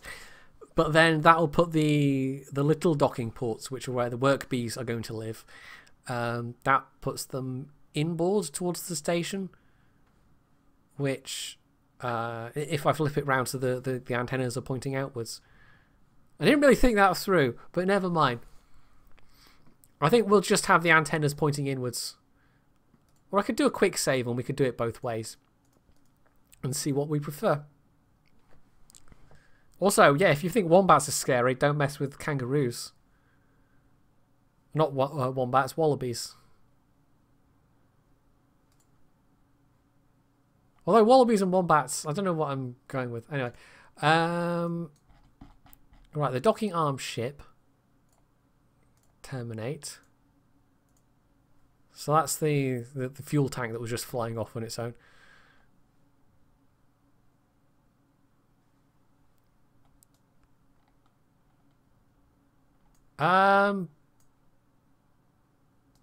Bollocks!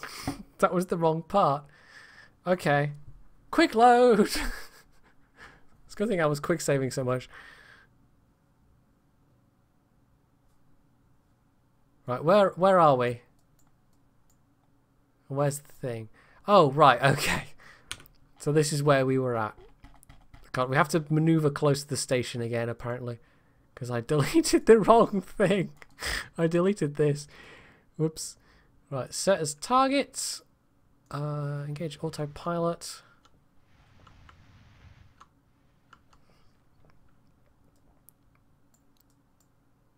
Right, it's got me pointed now in the right direction. Got to do this all over again because, like an idiot, I deleted the wrong part in the tracking station. Right, that's fine. Oh, emus! Oh god, yes, the emu war. Yes, I've heard of that. Spoiler alert, the Australians didn't win. Yeah, was it? It's like literally the Great Emu War or something like that. It's a completely mad bit of history.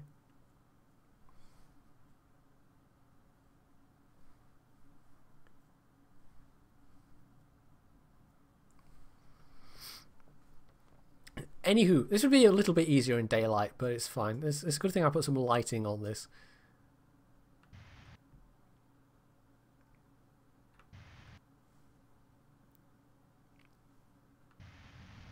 There we go, aimless with a Wikipedia link. I was about to say, actually. It is all on Wikipedia.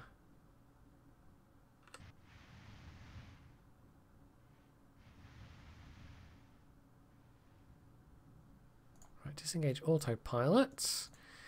Right, quick save. We're going to try it with... Ah, no, you know what? We will use this one because the windows, we want the windows to be pointed outboard. So we'll say control from here, and then we shall select whichever says as target. You must need to be within a certain range to actually select a target like that. Right, so here we go. Because these are all equidistant around the centre. Like if you've got a bunch of them on one end trying to pilot the thing, it wobbles around all over the place. We've actually seen this firsthand in previous streams when I was using the Splux, which was basically an earlier version of this concept. But it does mean that any parts I have to launch... I've basically swapped RCS ports for, you know, Clampatron Juniors, potentially. Also, you have to excuse me while I blow my nose.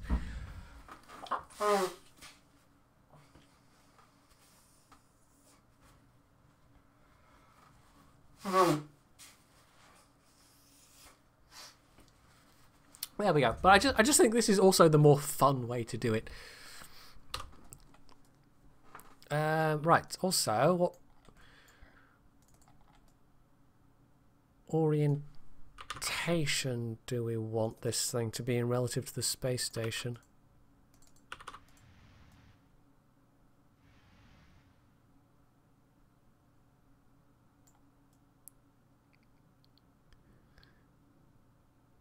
That'll do. Yeah, that'll do.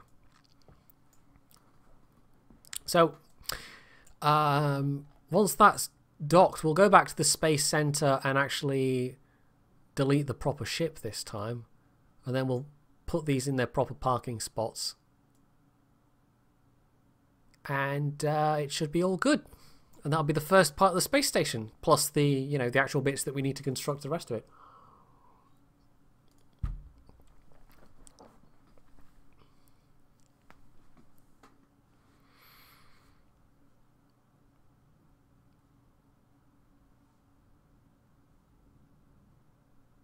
Hey Darth Danya, yeah, I've been streaming for a little while. In fact, we're at the over 2 hour mark at this point. I hadn't realised it had been that long.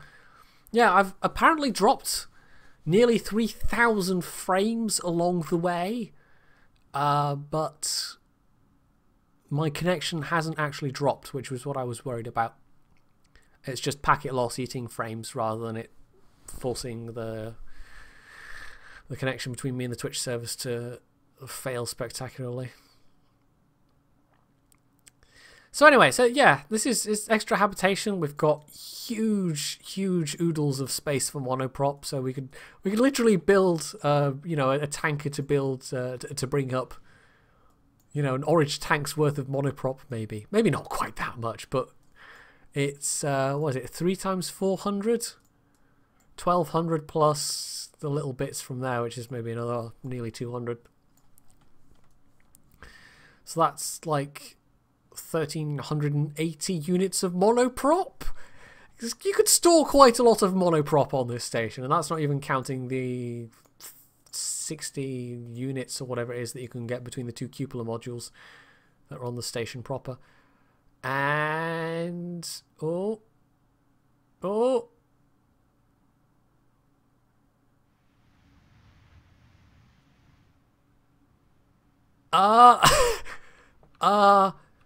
MechJeb plus. Oh, there we go. It was just the docking connector was taking a little while to actually properly connect. Hey, this is looking all right. This is looking all right. So, quick save, if it will. I'm literally mashing F5 and it won't quick save. Anyway, are we about to crash or something? Everything's docked, but KSP is not responding. Space Center. Yeah, none of the keyboard controls were responding there, which is a bit odd. Yeah, 1.2 is not entirely bug-free. I suspect there will be a maintenance release at some point. A bunch of the external contractors did part ways with Squad, though, including some of the more well-known ones, which is a bit, I don't know, but a lot of them will go off to do their own things, and they'll join other companies or work on their own projects, and I'm sure we'll see some cool stuff come out of it. See you, Lazy Grizzly. Thank you for dropping by. Anyhow, coming back into the daylight now, and we can quick save. There we go. We can get these little suckers in their correct positions. So we had Huey. We've done Huey already. This will be Dewey. Control from here, and we'll dock you that port there.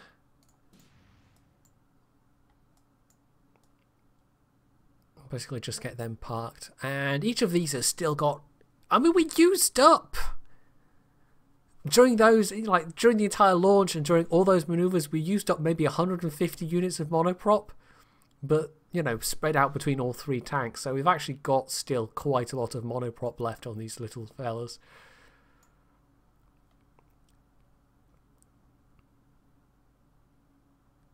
Zero for 12 on World of Warships. Ouch. I was testing out the Perth earlier. I still haven't. I mean, I've not done my video yet. I've got one replay that's usable for a video that kind of shows off the ship, but I've not played that many games in it overall. And Partly that's because I seem to keep getting tier 8 games, which is not much fun. And it doesn't do so well in tier 8 games, unfortunately. So it's been a bit awkward. Right, this is Huey. Huey we've already named, of course. So control from here, and we'll dock Huey on the top.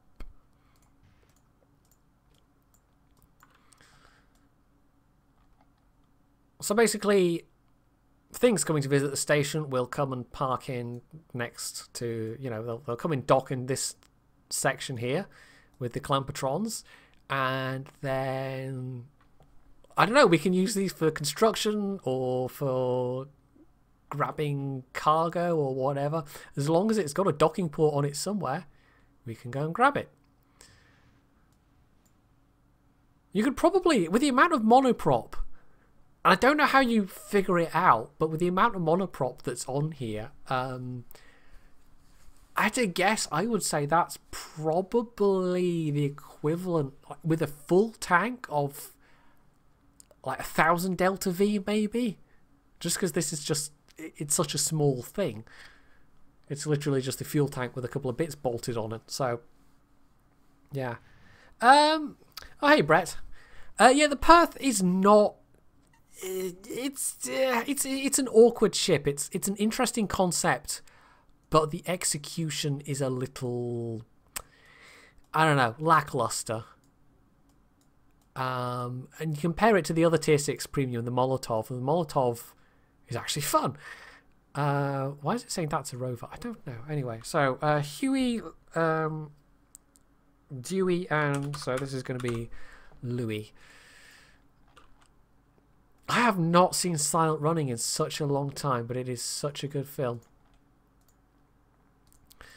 And of course, it had oh, I can't remember the guy's name now, but he did some of the special effects in 2001. Douglas Trumbull, there we go. And I think he also worked on Star Wars. I can't remember. But yeah, Doug Trumbull is a bit of a legend in the world of film special effects.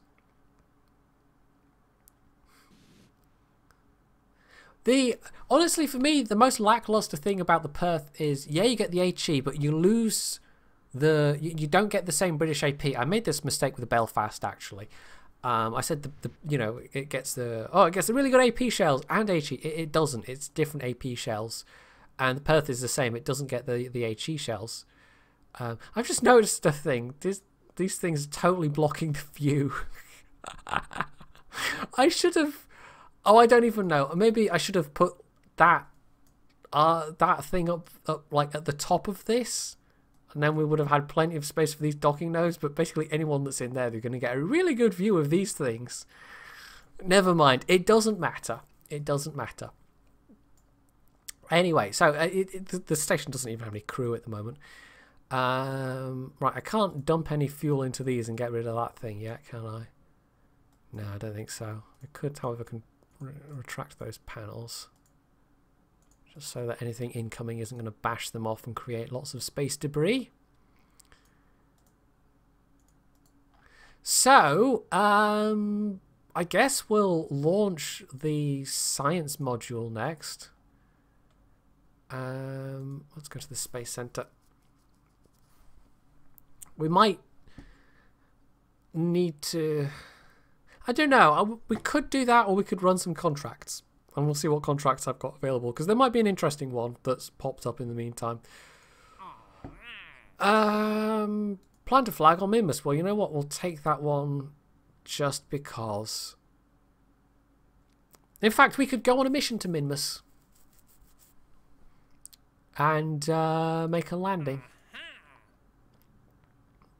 Because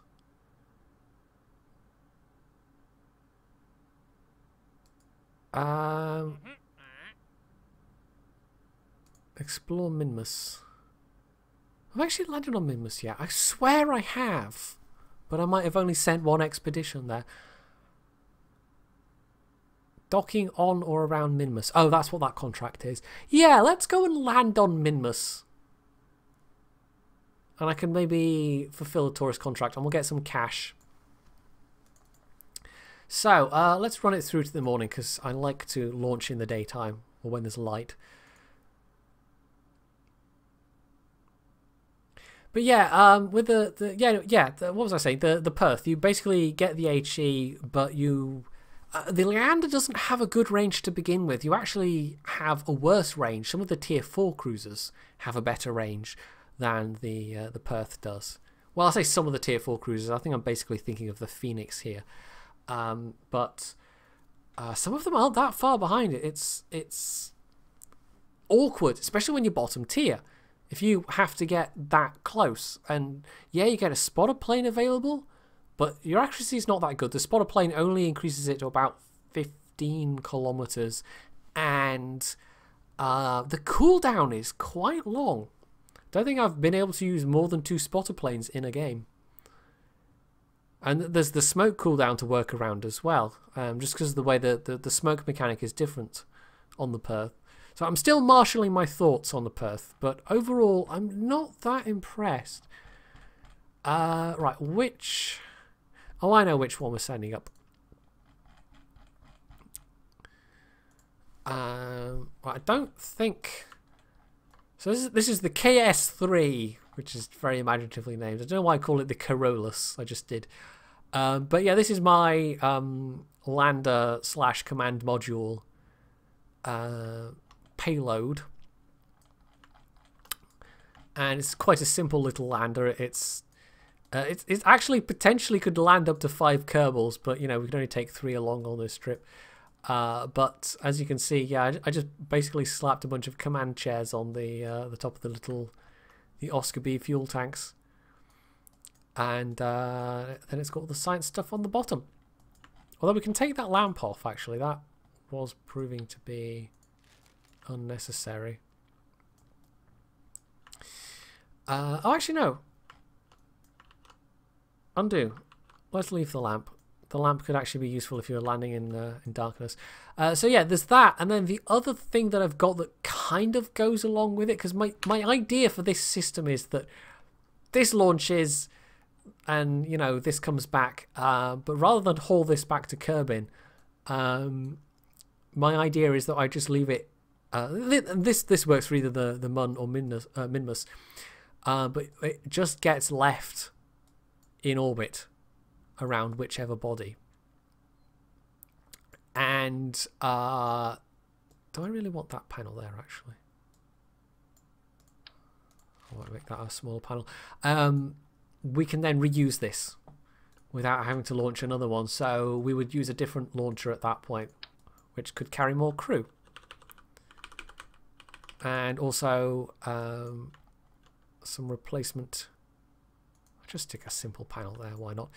Some replacement Delta V.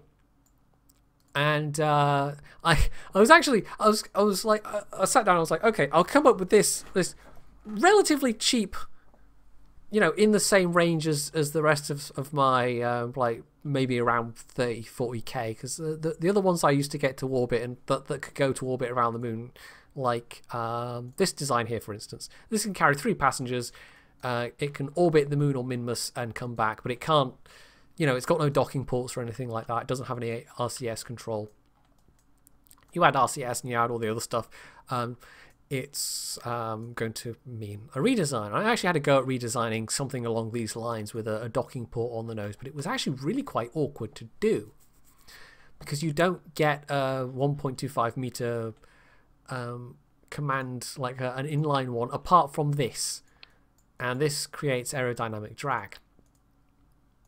And even the lander can is you know, it kind of sticks out, and it's not particularly useful as a re-entry capsule, the lander can.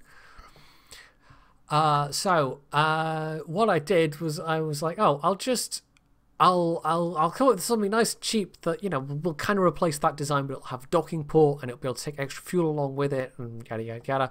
And then I came up with this, which is actually more expensive than the, let's see, the KS3 costs 85,000 per launch, but it's got reusable. Oh, this is slightly less expensive. Okay, this is 84,000. Now it can carry 5 passengers, and it's got a lot of extra Delta V. I've actually got asparagus staging going on with this weird looking upper stage. And I've built similar landers before, like all-in-one integrated landers, but they're kind of like one-shots. They can go, they've got enough fuel to land, take off from the body, and then they come back to Kerbin, and it's all one self-contained module. Don't think I've actually got one, but something a little bit like this, except this wasn't a lander per se. This is something that was designed to come back to Kerbin. This is not actually a design for landing on other planets. This is from earlier on, where I didn't have as much technology available. So yeah, that was sort of the idea, except it then it turns out trying to launch an upper stage that's got that relatively high amount of delta V, quite expensive. So it kind of ballooned.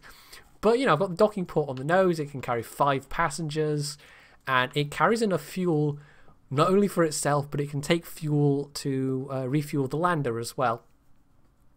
So yeah.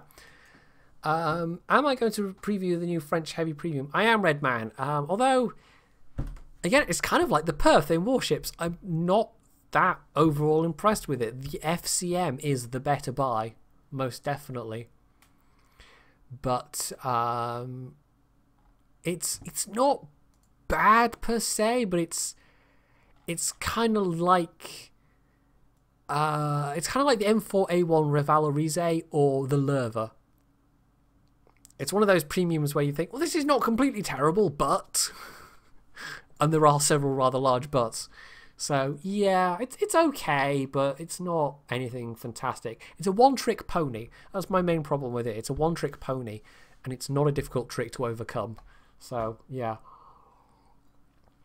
The FCM is still the better premium heavy tank, and it gets premium matchmaking. So, anyway.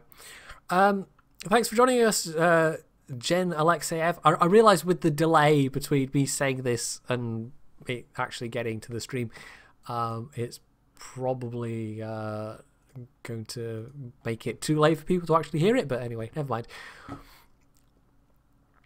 Oh, actually, having said, we're not going to be able to do the docking contract for Minmus. Of course we will, because this is going to go and land on the surface, and it's going to come back and dock with this thing. So this contract is actually, we're going to get like 2 contracts for 1, and it's always nice where you can stack up contracts like this. Right, so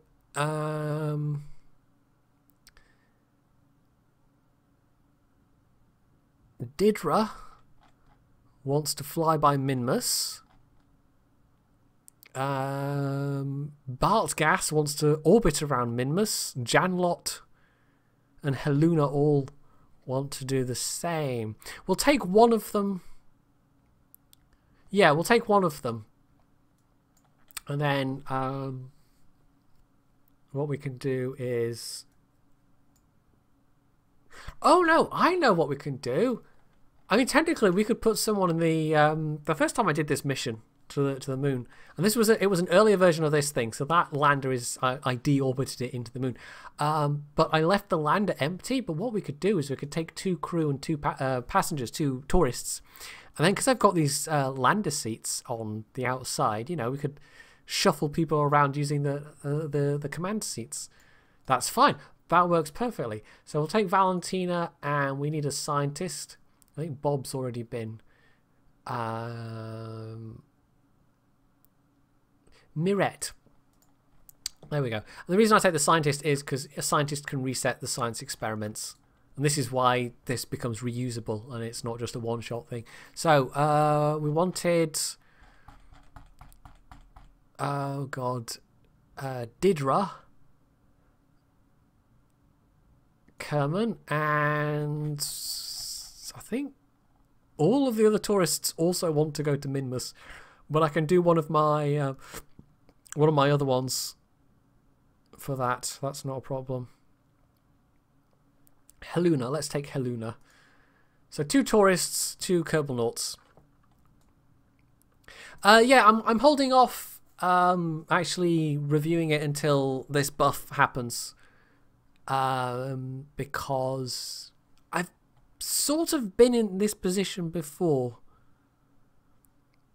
But honestly, the buff, I kind of wish they were buffing different things. A little bit more frontal armor isn't a bad thing if it doesn't affect the power to weight ratio, but I personally would prefer it if like the commander's hatch, for instance, is 40mm. So you've got all this wonderful frontal armor, and the turret's actually quite tough. But literally every tank you meet can pen that commander's hatch, and it's not like the T-34 or the T-32 or the T-29, where it's a somewhat difficult target to hit. It's a bigger commander's hatch, and it's not quite like Tortoise or one of the British tank destroyers. It's not quite that big, but it's still a fairly big commander's hatch, and it's incredibly weak. So that just, it's like the KV-5. It's not as big a weak spot as the KV-5, but it instantly negates all of that frontal armor. So sure, you've got all this armor, but then you can't really fight at close ranges anymore, because people will learn to shoot at that turret weak spot.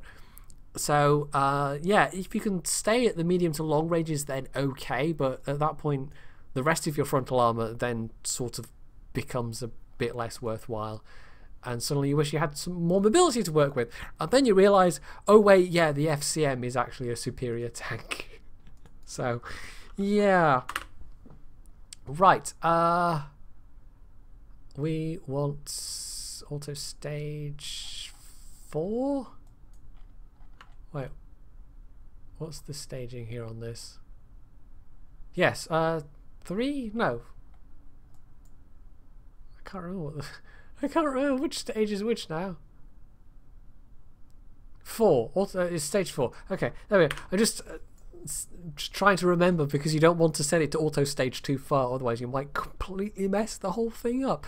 You don't want to completely mess the whole thing up. Right. I can't remember what kind of a launch this is like, but we'll see. I also can't remember why I went for the 2 big things instead of smaller ones, but anyway. Also, no Separatrons, apparently. I think I constructed this before I had the Separatrons available. Hey, strangers. Yeah, the new French tank, which I wasn't tremendously impressed with. It's okay, but, you know, when there's an FCM available, I'm not quite sure why you'd buy it.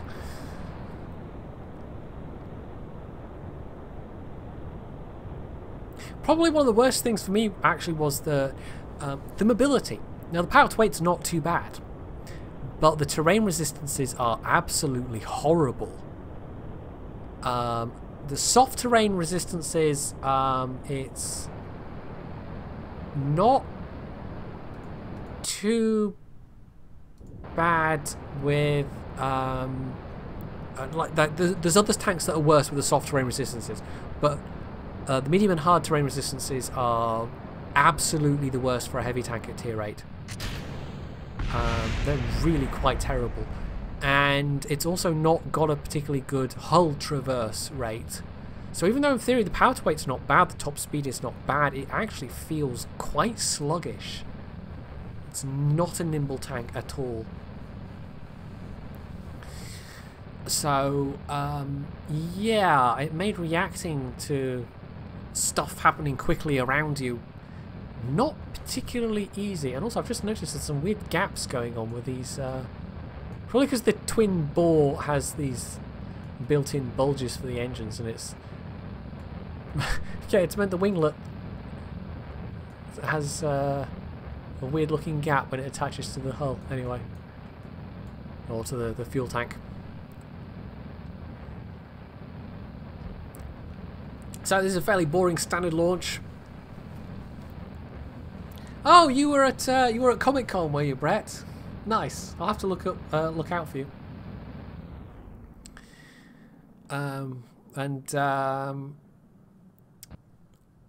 See if I can spot you. But yeah. What did you go as? What did you go as? Actually, no, do tell me. I was going to say, don't tell me. No, but no, I'll probably never spot you if I don't know what I'm looking out for. Or maybe I will spot you and I'll go, I have no idea what that is. But, yeah. If you feel like it, say what you went as. settle down, Beavis. I have not tried the new premium heavy that's appeared on NA because it's, as far as I can tell for now, an NA exclusive tank. So I don't know. We may get to try that out at some point. But it might be one of these that, I don't know, we might never get to try out.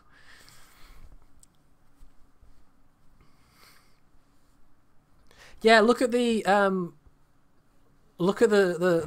Commander's Hatch armor, strangers.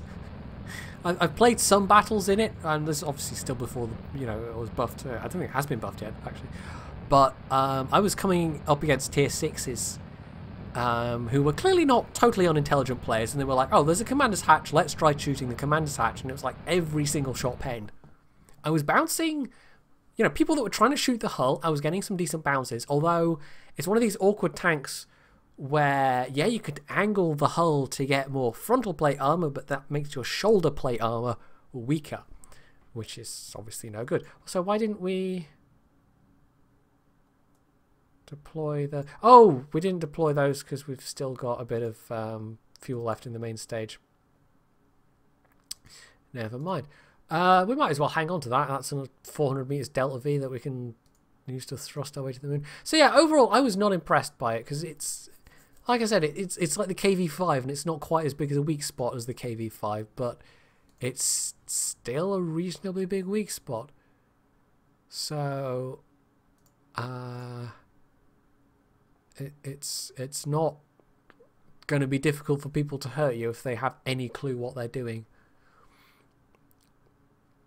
Right, maneuver planner. That's the one we want. Let's do a quick save. I think once we've gotten these moon contracts, not moon contracts, Minmus contracts, we will set as target. We will wrap up the stream there because we'll probably be going on for over 3 hours. Right, we want to change inclination to match planes with target. There we go. Create node. Also, we probably need to deploy some solar panels. Oh, I was going to take that off. I left a radiator panel on and I didn't mean to. Right, crew report. We don't need the crew report, but we have a contract for transmitting some science from Kerbin in orbit, so a little bit of free money, might as well get it.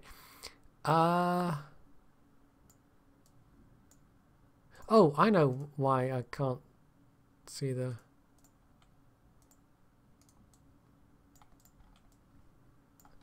right. Aim camera. There we go. That's easier. Rather than the super awkward thing I was trying to do. Extend solar panels. I don't have the VAB unlocked to the point where I can set all the custom groups yet. Right, so you know what I'm going to do? We're going to put our two tourists. Our two tourists are going to get a hell of a ride. We're going to... oh, we can't EVA the tourists. Okay. We're going to have to use the crew to shuffle this around. And it's going to be slightly awkward, but it's fine. Let's just roll this around a bit. Right, so so we can't actually take the tourist that's in here. Oh god, wait, I haven't thought this through. How do I get them back? We're gonna have to send up a separate thing to pick them up. Oh, that's wonderful. Yeah, I didn't think this through, did I? You can't move tourists around from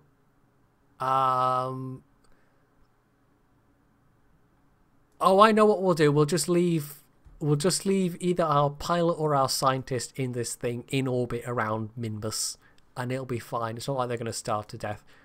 We're not going to have to go and relaunch this thing or anything.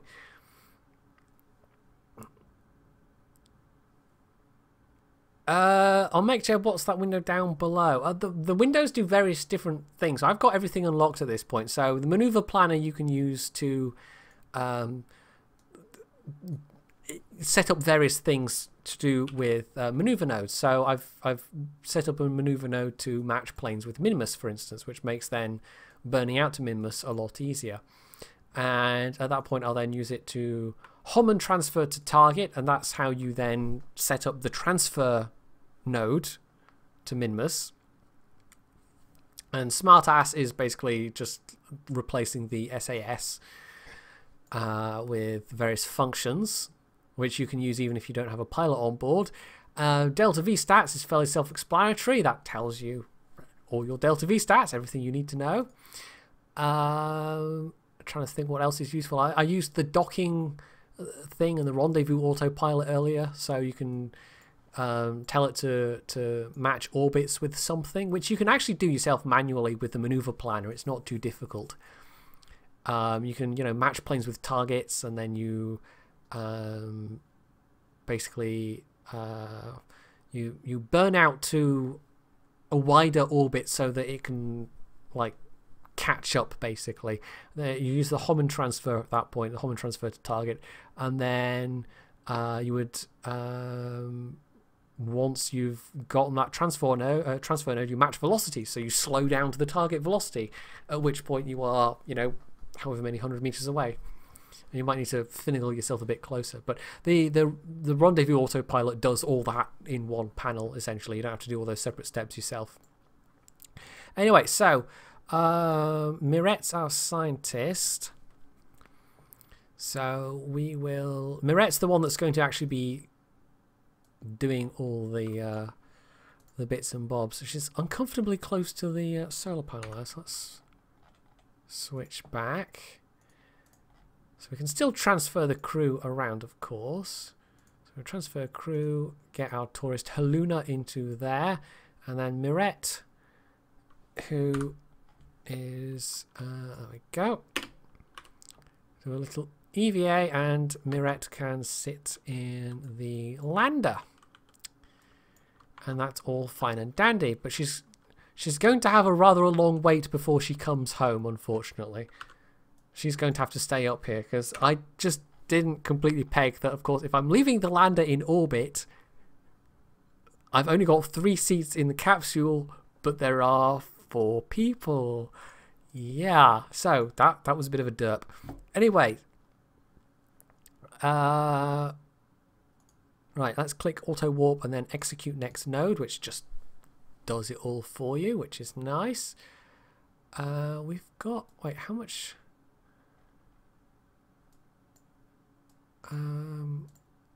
If I close off that tank, we can actually turn on the monoprop, and it'll use the monoprop from. I swear I've got a small monoprop tank in here, except it's cluttered with a bunch of stuff.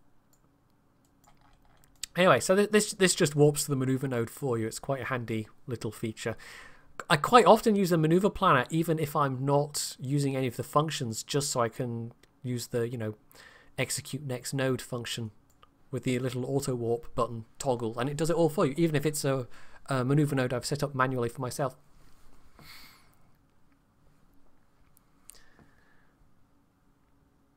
They might do God, if they do like an ARP Yamato or something like that, that would be I can't even think what kind of mission requirements they would have.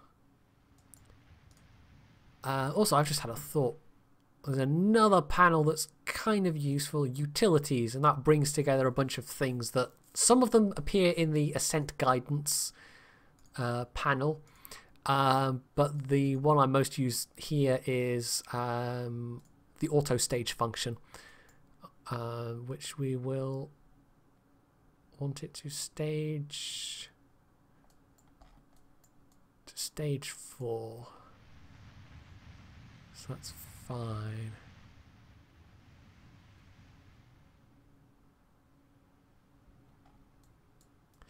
Right.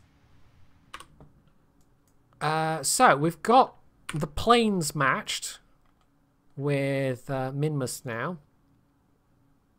So we'll create a node, and the nodes are usually like the nodes used created through the maneuver planner usually just face plant you into whatever body. So I usually fine tune it a bit, which is sometimes a little awkward with the maneuver controls. I think Kerbal Engineer has probably got much better controls for fine tuning your maneuver nodes. I'm just checking the periapsis here. 242. Sometimes a bit awkward mousing over to find the thing that you want. 136. Periapsis 22, that might be a little bit low.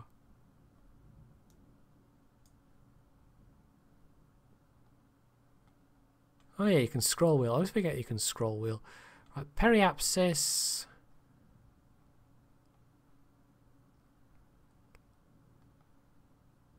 Around about 60k, so that's fine.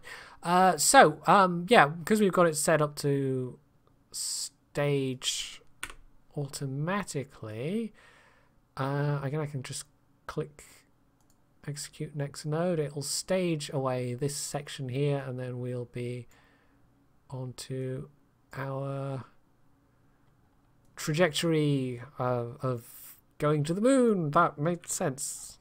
I know what I mean, more or less.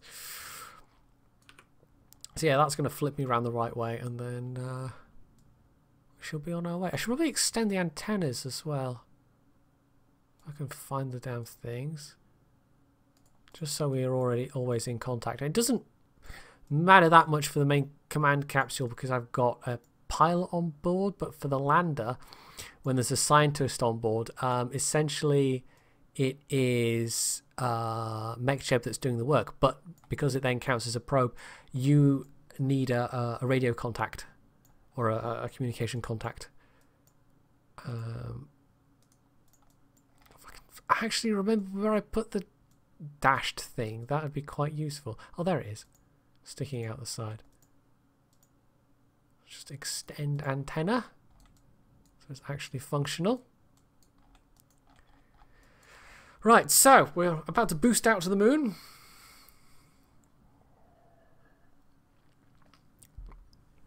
And it'll all be fine.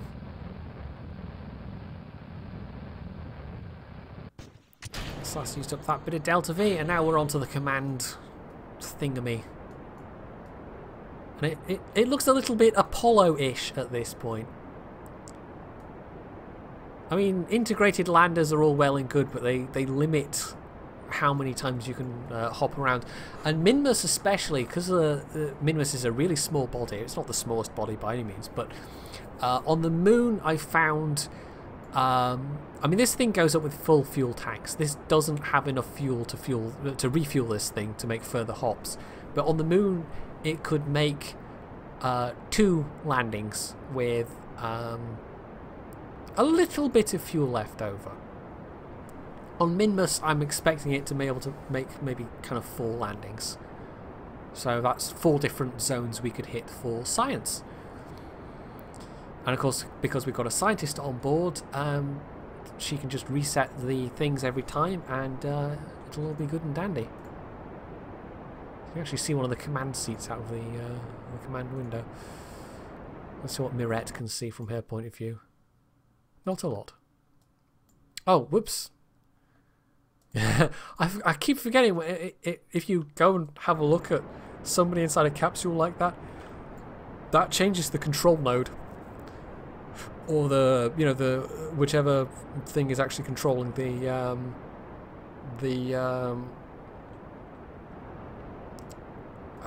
thing, the spacecraft.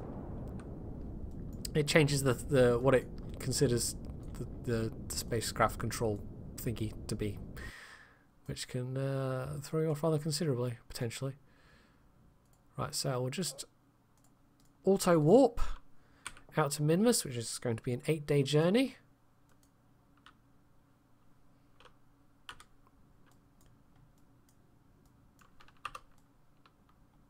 When we turn off the thing. This effect, by the way, I really like this. This is part of SVE. And when you're looking close to the sun, of course, because it's a really intense light source, the stars all fade away. When you look further around, stars will come back. I really like that. That's much more, you know, I say realistic, it's KSP, but it's a nice effect. So I tend to add these maneuver nodes myself, although I could in this case, I could just say circularize at the next periapsis, because it's a periapsis of the burn technically, and that plonks us into basically an equatorial orbit around Minmus for not a huge amount of delta V. So again, we'll just click execute next node and it'll do it all for us automatically, which is fine.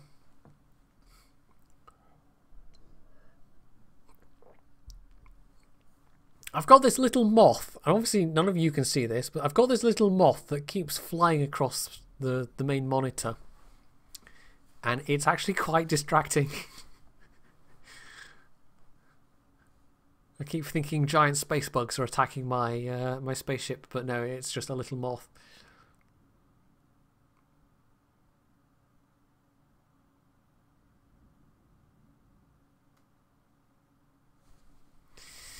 Right.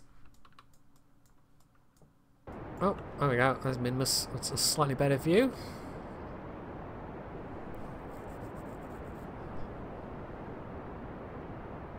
And then we'll prep the lander. Now, you may or may not be able to see, but at the moment on the Delta V screen. Now, this is why where the craft is being controlled from matters, because the lander's engines are, you know, pointed the opposite direction. It's actually showing negative delta V for that final stage, the lander engines. But that's a nonsense, of course, because it's just that the lander is facing a different way. So once we uncouple the lander, it'll suddenly magically have much more delta V than it claims to have. And of course, the benefit of leaving this thing in orbit around Minmus, although it also is going to mean leaving poor Mirette in orbit around Minmus as well, it's less weight to haul back, so the amount of delta V that you have left in your tanks is suddenly worth more as well. Right, oh yeah, I took that one off and stuck just a basic panel there. So we'll quick save. We don't need the utilities panel anymore. We'll get rid of the maneuver planner, and we'll bring up landing guidance, because I suck at landing. Even landing on the flats of Minmus, which is literally the easiest landing you could make outside of, you know, parachuting down to Kerbin, I still completely managed to muck it up.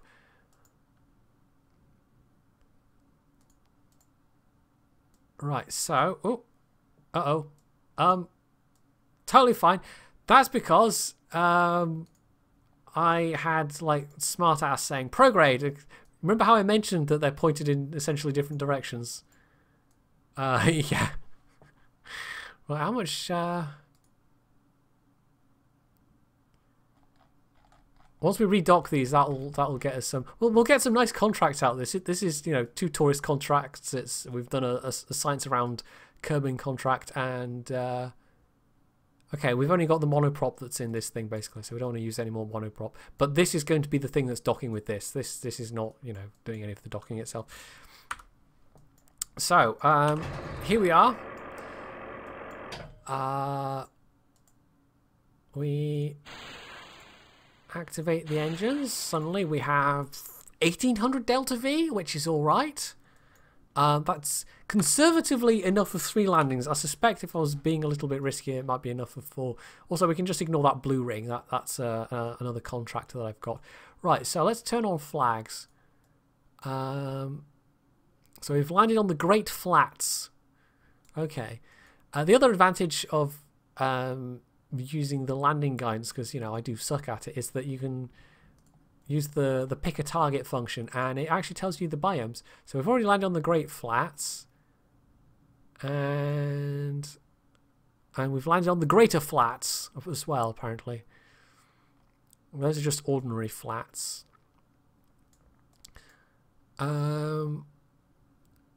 Lowlands slopes. That's we'll try and land there. That's more or less on our path, and that's 3 biomes very close together. So we could do little short hops.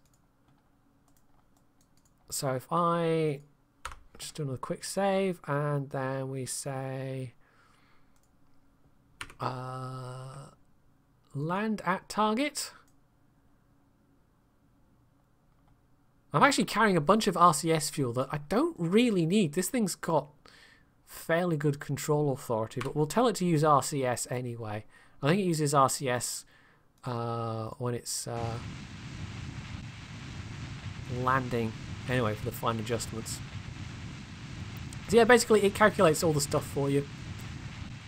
I just really suck at landing, and well, it's doing a really inefficient landing. It's actually I guess Minmus is such a small body that it's not actually using that much delta V, but still. MechJeb? What are you? Okay, there we go. So yeah, it literally turned our orbit around. It flipped us from one inclination to the other. Okay. I mean, sure. Anyway, it's fine. It's not cost us that much delta V, but it wasn't exactly optimal. Really, it should have just let us loop round and then landed, but for some reason MechJeb decided to do it that way. But you know what? We'll just roll with it.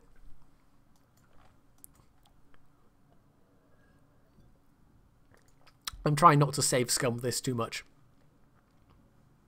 I could actually have put my pilot in the command seat. I might do that on the next touchdown. I might put my pilot in a command seat so that they can go and walk on the surface of Minmus as well. Which I think they might have done already, but I'm not certain. But basically it gives more XP. Right, for some reason it's having a little freak out in terms of not being able to auto-warp properly. I don't know why. We still have plenty of... yeah, our signal's still good.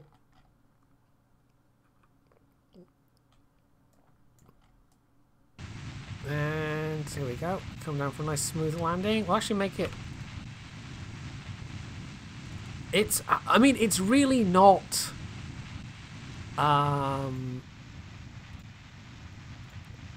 it's not good at efficient landings, MechJeb. It's not good at efficient landings at all. But then I suck at doing manual landing, so, you know. And I like MechJeb because I don't... As I said earlier on, it's the designing and the putting things together that I really like. The actual piloting part, I mean, you know, I can take it or leave it, really. But yeah, this what it's doing now is you know, it kind of breaks its descent, and then I think it's programmed so it then can descend straight down. But I suspect that's not terribly delta V efficient.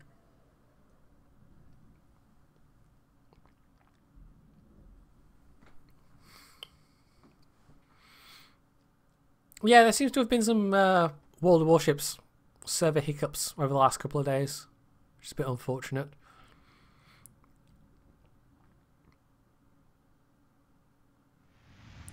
I think there was an incident the other day where there was a battle that didn't count because there was a server burp, which happened globally for everybody.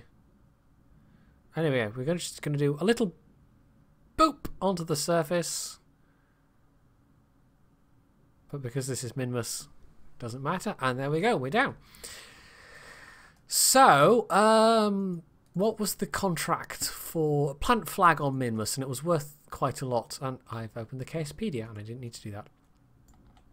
So that entire landing cost us about 250 delta V.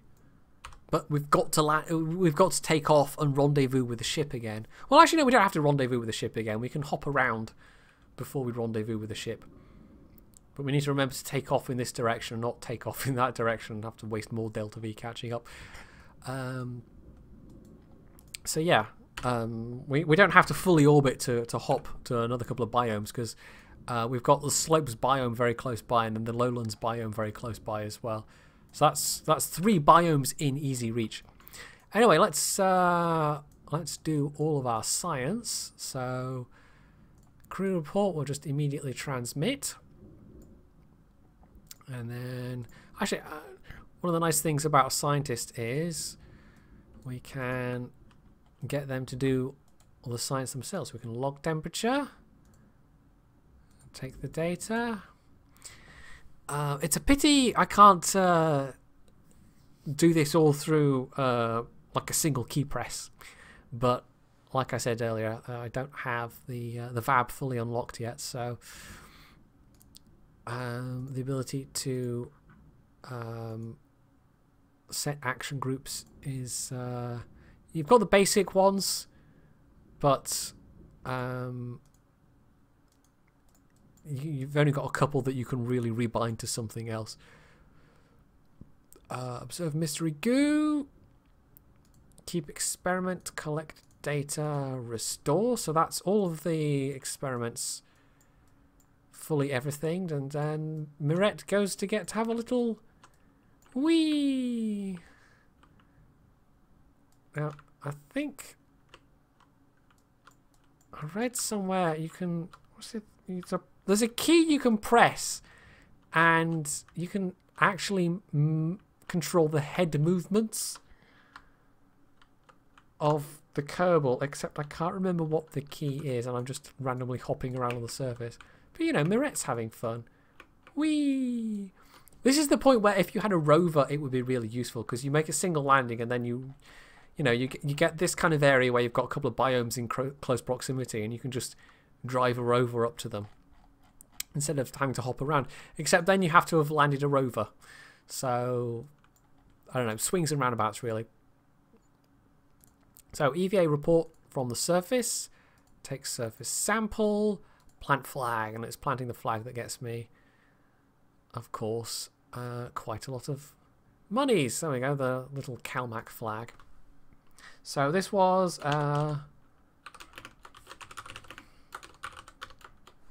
just ordinary flats. Mirette was here, she hastily scrawls in the slush. So we just hop back to the launcher. It is slightly odd that, like, if you look at it from a certain angle, it looks like they're not actually quite standing on the surface, but it's just kind of how the shadows work, I guess, and interact with each other. Right, stop hopping around. Gordon Bennett, I want you to jump all the way up in the air. I just wanted a little jump to grab the ladder, but of course this is Minmus, so we can board, and where are we?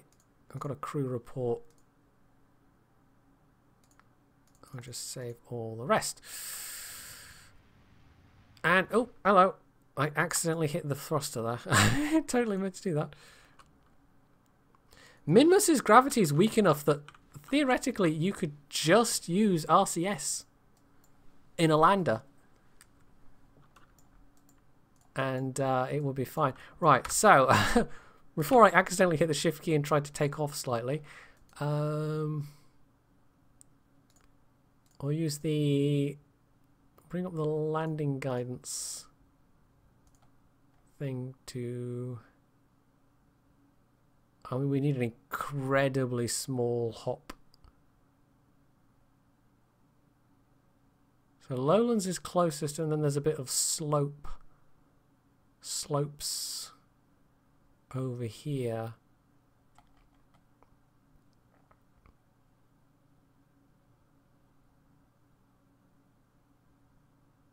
We might actually, if I set that there, what you can do is you can just burn a bit of fuel, go up, and then turn on the landing guidance, and it'll basically land you where you want to go. So this time I'm intentionally hitting the throttle.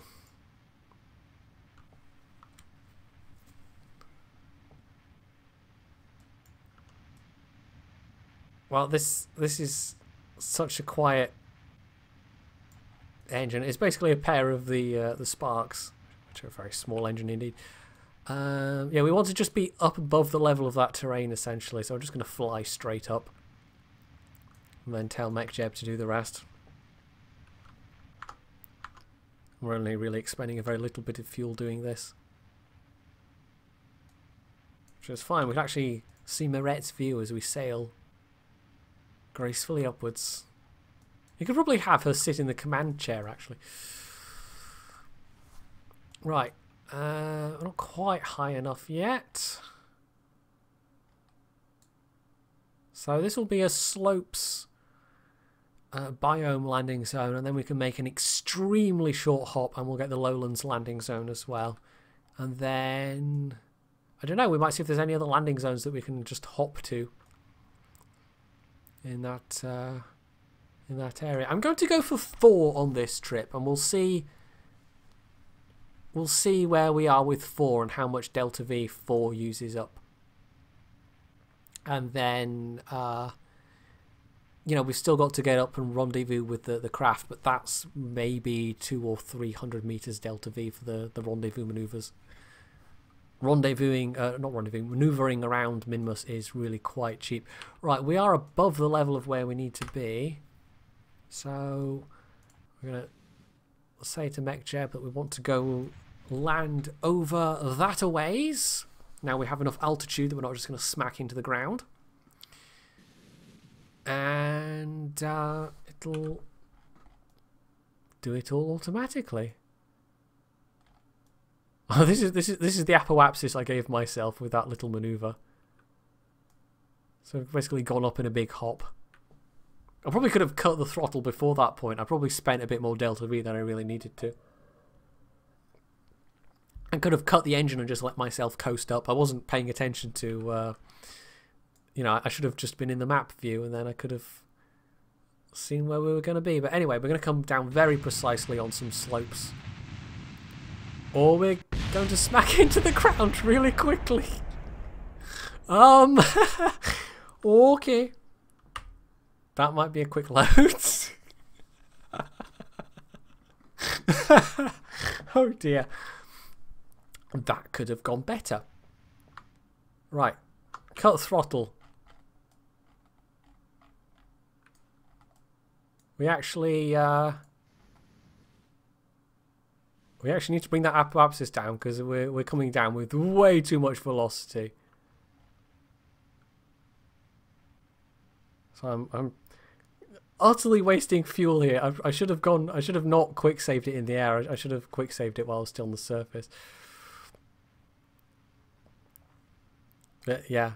That was a bit of a whoopsie, but it's fine. It never happened. That was an alternate universe, you guys. That was an alternate universe. You saw nothing. Right, so we're burning off some of that Delta V that I just completely wasted.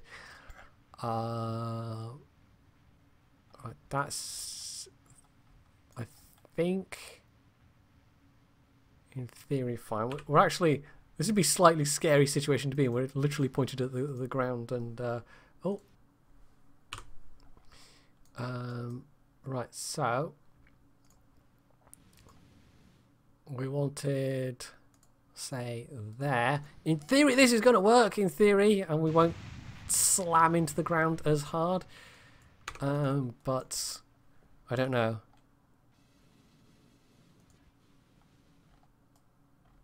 I hope this is going to work. We're not going to kill anybody this time. Well, actually, I'll let you enjoy the in-cockpit view of Minmus drifting slowly by while I get some more water.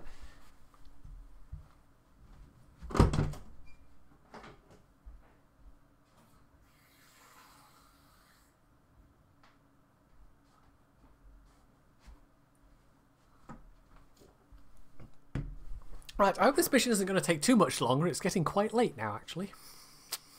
And if it's late for me, it's going to be later for even for everybody else. I mean, I think we've lost about a dozen people that had to go to bed, or maybe more at this point. But yeah, I will put the VOD of this up on YouTube though, so it's fine. Right, God, we're just creeping over the landscape right now. Let's turn on auto warp and hope it doesn't bring about disaster like it did last time.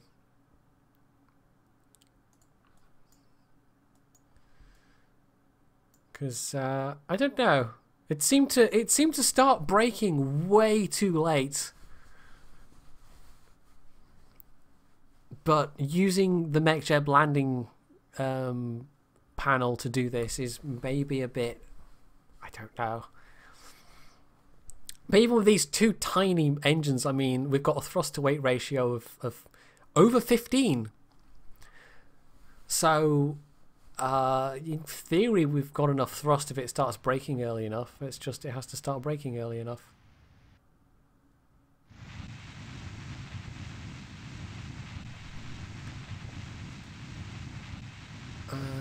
I've not accidentally got... No, we're not limiting the throttle or anything like that, so in theory it's fine. Right, we should be coming down over a slope biome area. And it should be somewhere relatively flat. It's funny, all of that, that's all lowlands. This flat bit, this is a slope biome. Anyway, this is only about 5 kilometers, 5.5 kilometers away from the other landing site. I probably spent way more Delta V than I should have to get here, though. Considering the gravity of Minmus, like all that ridiculous maneuvering around, which resulted in me smacking into the ground, that was entirely unnecessary. So, even if it's not a lot of Delta V wasted, it's still Delta V wasted. Anywho, this is why I left the spotlight on, because actually I remembered when you're doing nighttime landings, having that spotlight illuminating the ground underneath you. I mean, even if you're doing it with MechJeb, it's still quite handy to... Whoa, whoa, whoa, it's fine. Just you sit there. There we go. It's fine. So, in theory, crew report, Minmus's slopes. Here we go. So we'll do the usual science collection. EVA report. Keep experiment. Log temperature. Take data. Log pressure data. Take data. Observe materials bay. Collect data. Restore. It's almost a pity you can't... Like the fact that you've got to go through 3 steps to restore some things. It'd be nice if it was a scientist doing it, if it would just like automatically restore. But sadly, it does not. Anyway, go away, little moth. It's very distracting. Of course, for all you know, I might be mad and just making up the moth entirely, but... oh yeah, I've already got an EVA report. Take surface sample and plant flag.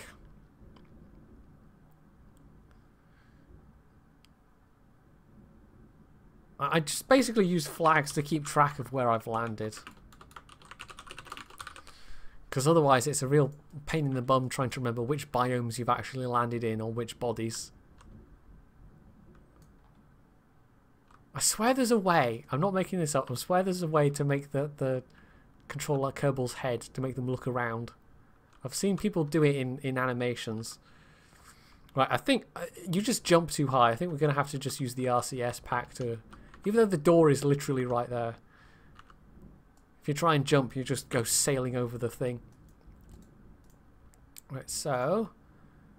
we'll find the crew report. Transmit that back. So just in case somehow something did go horribly wrong, we'd at least have the crew report data. Right, this time we're just going to give like the tiniest little hop up into the air, and it's going to take us over that way somewhere. I think in theory. It's on my microphone thingy now. It's really annoying. The urge to blow at it and make it go away is quite strong, but then I'd be blowing directly into the microphone, which wouldn't sound so good for you guys. So I shall restrain myself, even though it's right there taunting me. Right, anyway. So we're just going to pay slightly more attention this time to what I'm doing and not waste as much fuel.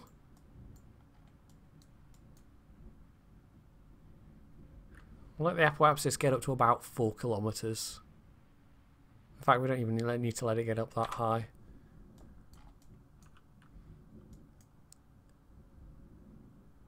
So in theory, I can click land at target and it should be high enough that MechJeb won't then freak out about it.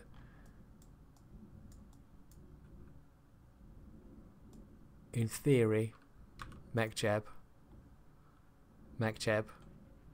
Oh, here we go. Right. I was slightly worried there for a moment. Okay, now pointed directly at the ground. Are we about to power slam into the ground? I hope not. You need at least a bit of height before the landing guidance will work properly, otherwise it does seem to freak out a bit. I might not have hopped up high enough here. Because it should be shifting its landing target over. Instead we're just kind of falling back down to the ground. Okay, we'll just quick load this.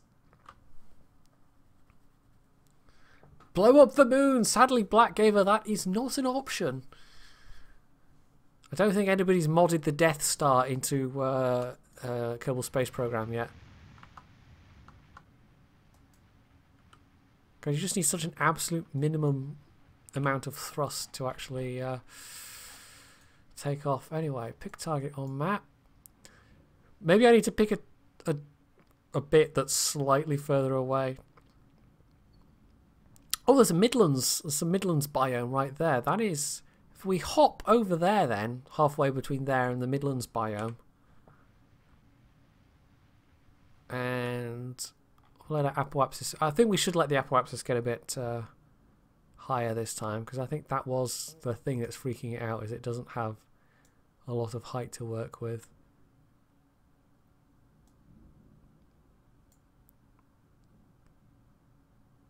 Whoa, what's going on here? Why have we turned over?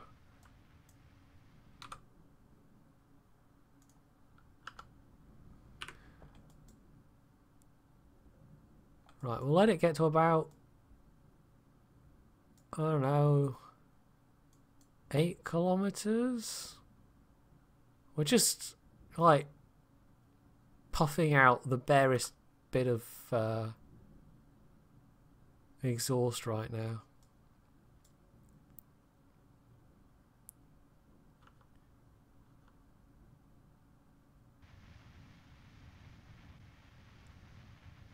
Actually 6.5, we'll try that, that should be enough. Land at target. That should now turn us around to land at this lowlands site, and then we'll go to a midlands site, and then we might try and rendezvous with the capsule again. Or we might hunt around to see if there's any more biomes around here that we can get to. There's a couple of places like this on the Mun as well, where there's a couple of biomes that are just clustered really close together. So with a single lander, you don't need that much delta V to get the science data from multiple biomes, which is obviously quite handy. But ultimately, we will be leaving this lander in orbit with Mirette aboard. We'll probably come and rescue her at some point, but you know, it'll be fine. She can read some magazines, eat snacks, do the things that Kerbals do. Yeah, the boosters sound a bit, I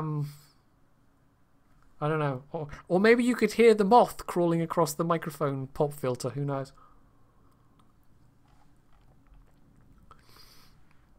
I'm not actually sure how loud KSP is in comparison to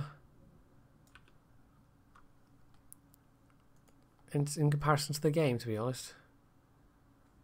With rocket launches it can be rather loud, because I don't think I've actually I just had that thought after 3 hours. Oh, the master sound level's actually at 25%. That should be fine. That should be fine.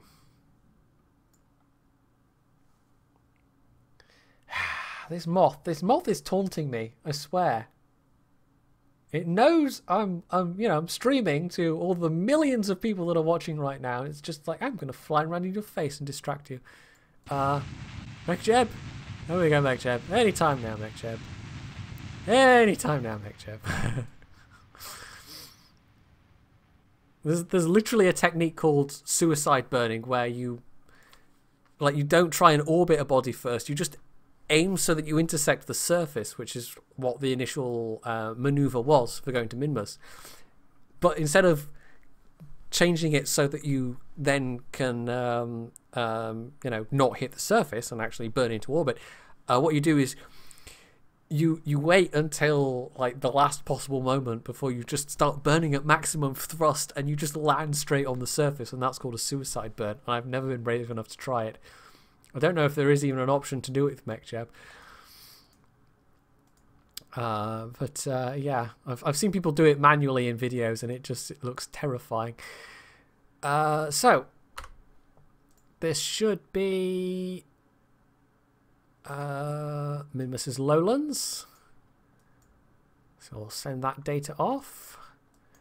And I mean, this is okay. Apparently we can take a surface sample without actually touching the surface.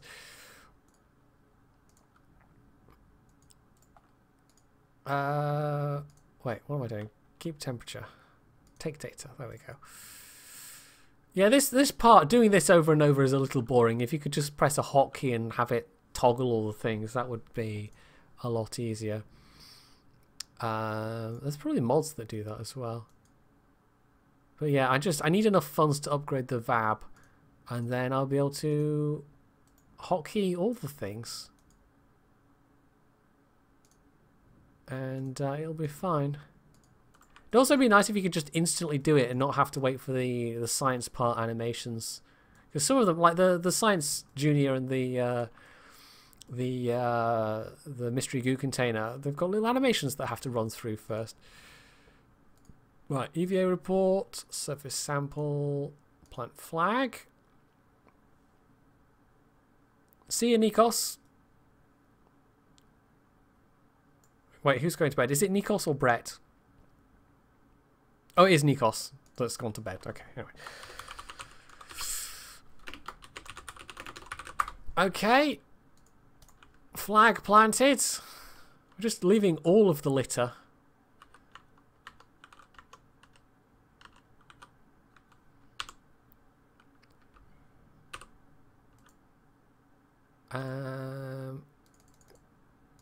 Oh, that was actually quite close to the front.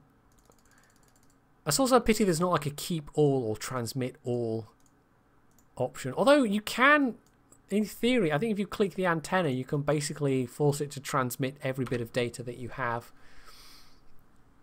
which you don't necessarily want to do. So, 1300 meters a second delta V. I think we can easily make another landing site.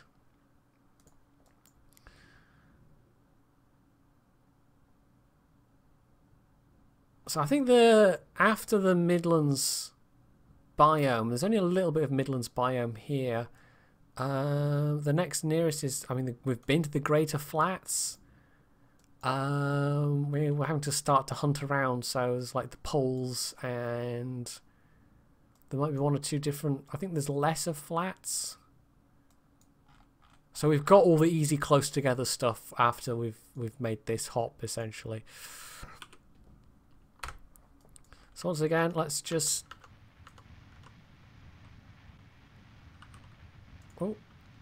puff up into the air. Into the air? There is no air, we're on Minmus. There's no atmosphere. And again, we'll get a couple of kilometers on the apoapsis, and then let MechJeb handle the rest.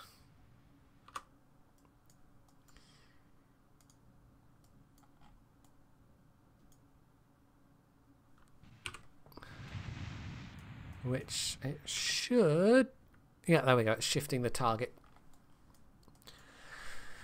I think even though we have got plenty of Delta V left, I think what we'll do is, after this, we will just go and rendezvous.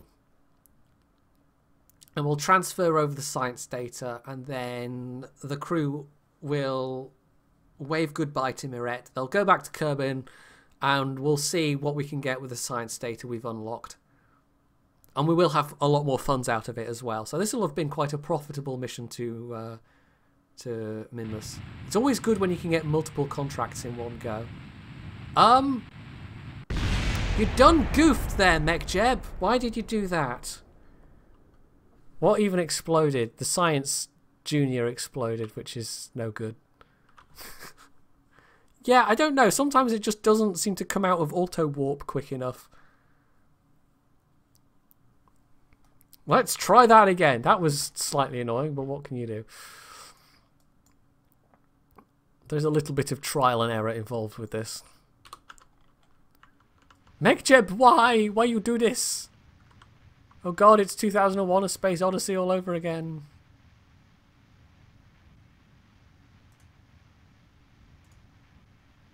Wait, there we go, that's the one I want.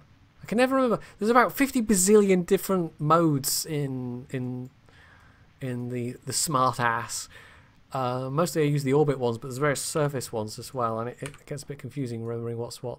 Oh, also we can almost... Right, we'll also not use auto warp this time, because I think it was auto warp that caused the problem last time. I do like when it's doing the maneuvers and you can just sit in the cabin and watch space go by. Or Minmus go by, as the case may be. There was one of the... I can't remember which part pack it is now. It might be B9 Aerospace, or it might be one of the others. But it has a super nice crew cabin. Was it KW Rocketry, maybe? I can't remember. It was one of the parts packs, and it's basically got this glass cockpit kind of thing. And it's so nice, because it's got a really nice modelled interior as well. But you just get such excellent views from it. And there's just so many good bits that modders have made for this game. But I'm sort of waiting for there to be an update or something to the base game itself before I commit to modding the hell out of it. It's not... Well, technically there's no pilot on board this, Brett. It's MechJeb. He's rebelling. He's killing his human creators. Or, well, his Kerbal creators. As the case may be. Right, for some reason Auto Warp is having a little bit of a freak out, so... This is taking maybe a bit longer than it should do. It won't let me warp forwards for some reason. Yeah, I don't know. In theory, we're landing more or less on the right target. Is it just giving constant tiny puffs of the engine or something? It might be. Anyway, we will get to our target. It's just taking a little time to get there, and then we'll do the rendezvous portion. And hopefully, I was thinking, oh yeah, this will be like a 2-hour stream. It'll be fine. And now it's going to be like double that, I guess. Anywho, I made sure the music at the start of the stream was YouTube safe, but even then, I tend to just edit out the intro and the outro portions anyway. Right.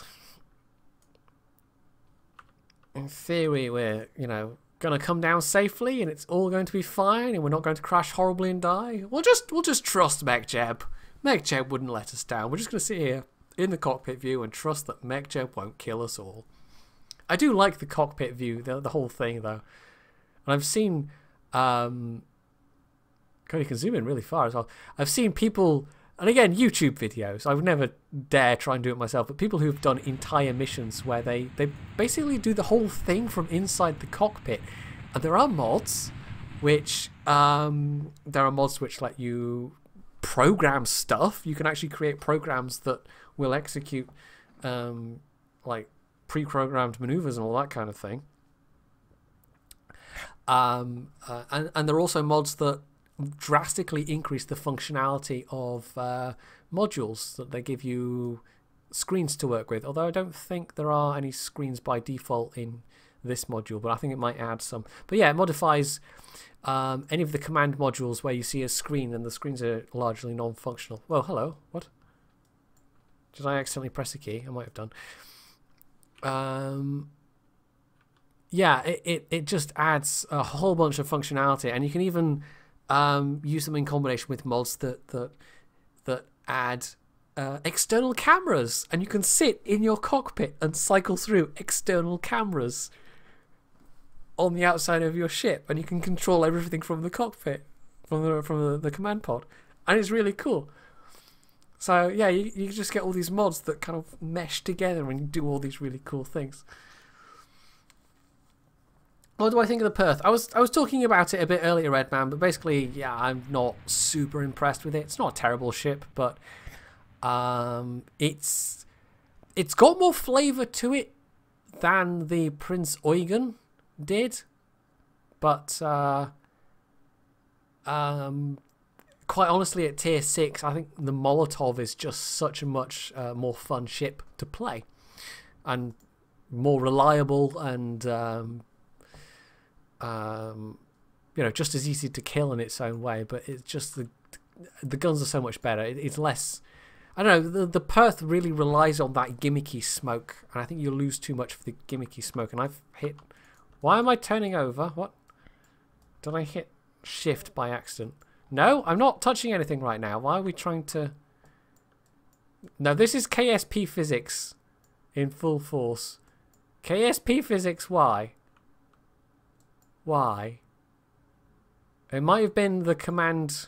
It might have been smartass trying to, for some reason, flip it on its side when I said kill rotation, which means I just want it to not wobble around, and that, for some reason, sometimes does the opposite and makes it wobble around even more.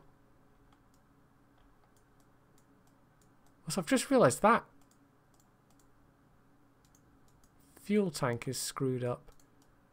That fuel line, but it doesn't matter, I guess, because it seems to automatically be routing the fuel through. Anyway, so that's basically... I've just noticed that fuel line. That must have happened when I stuck that battery on, maybe. So the fuel line's correct on this side. But no! Damn it. I hit control. I didn't mean to hit control. Or shift, or whichever one it was. It's because I rest my hand on that end of the keyboard, and you only need to depress the keys a little bit before it suddenly you're flying off into space again, because you know you don't need a lot of thrust on Minmus. Right, stop! Just don't touch the keyboard. Hand away from the keyboard. Okay, Minmus is Midlands, which is where we are.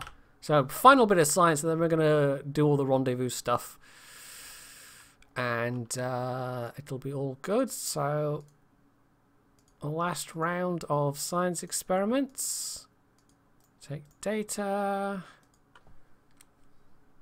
observe materials bay, collect data, restore, observe mystery goo, collect data, restore. So those are all functional. That's fine. Why? Why are you doing this? Why? I wasn't. MechJeb was disabled. This is some weird physics bug. This is KSP being stop it. Stop it. Right, let's quickly... I don't trust it. Let's quickly do what we need to do and get the hell back in the capsule, because it's doing weird things and I don't trust it not to keep doing weird things. Just Just don't, KSP. Just don't. Right, EVA report. Take surface sample. Yeah, I don't know what's happening there. There's a wind on the moon. You might be right, Blackgaver. That is extremely odd.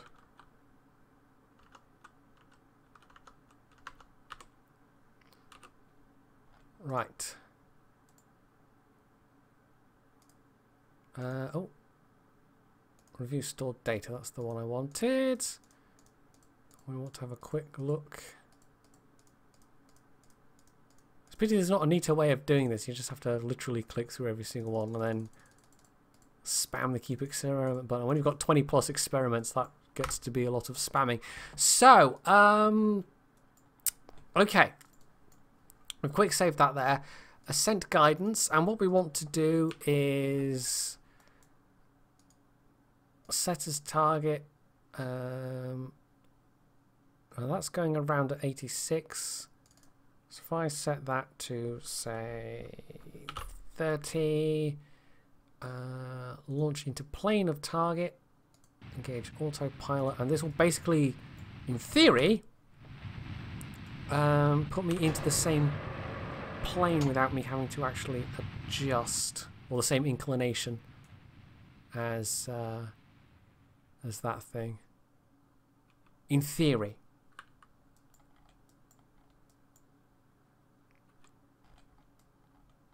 And theory is completely wrong. So actually what we might do is we just launch into a 0 degree inclination orbit and then have it match the planes. So yeah, using sometimes it's a bit like trying to use the launch options is a bit iffy. Right. Yes.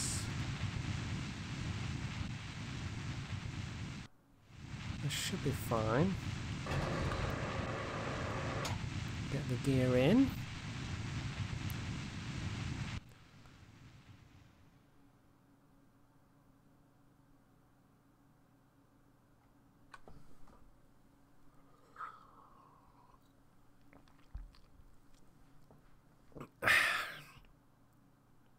And yeah, we're going to be orbiting the wrong way. We need to take off the other way.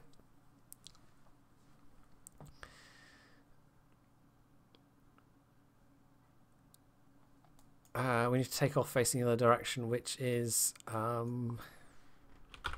do I want 180 then, or am I just confusing myself?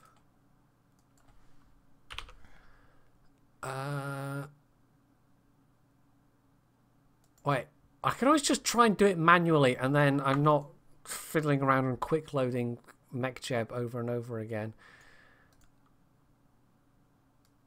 Maneuver planner, right, so we want to wait, let me just orient myself.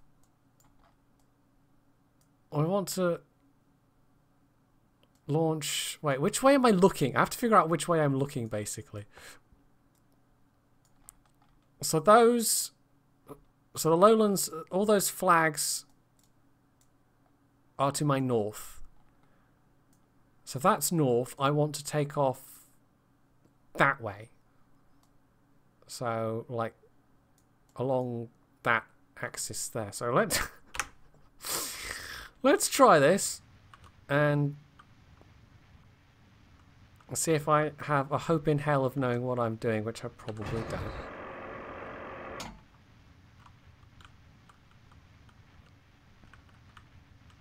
Oh my god, this is why I suck at. I'm trying to follow the nav ball right now to go in the right direction, and I am failing horribly. God damn. Right. Right. Oh god, this way. This is why I don't tend to do manual. You know, I'm absolutely horrible at this sort of stuff. This is going to be a completely dank ass orbit, but it will be going in the correct direction, and that is the thing that matters. And we have oodles of Delta V. We could easily make more landings, to be honest, but We really don't need to worry about that.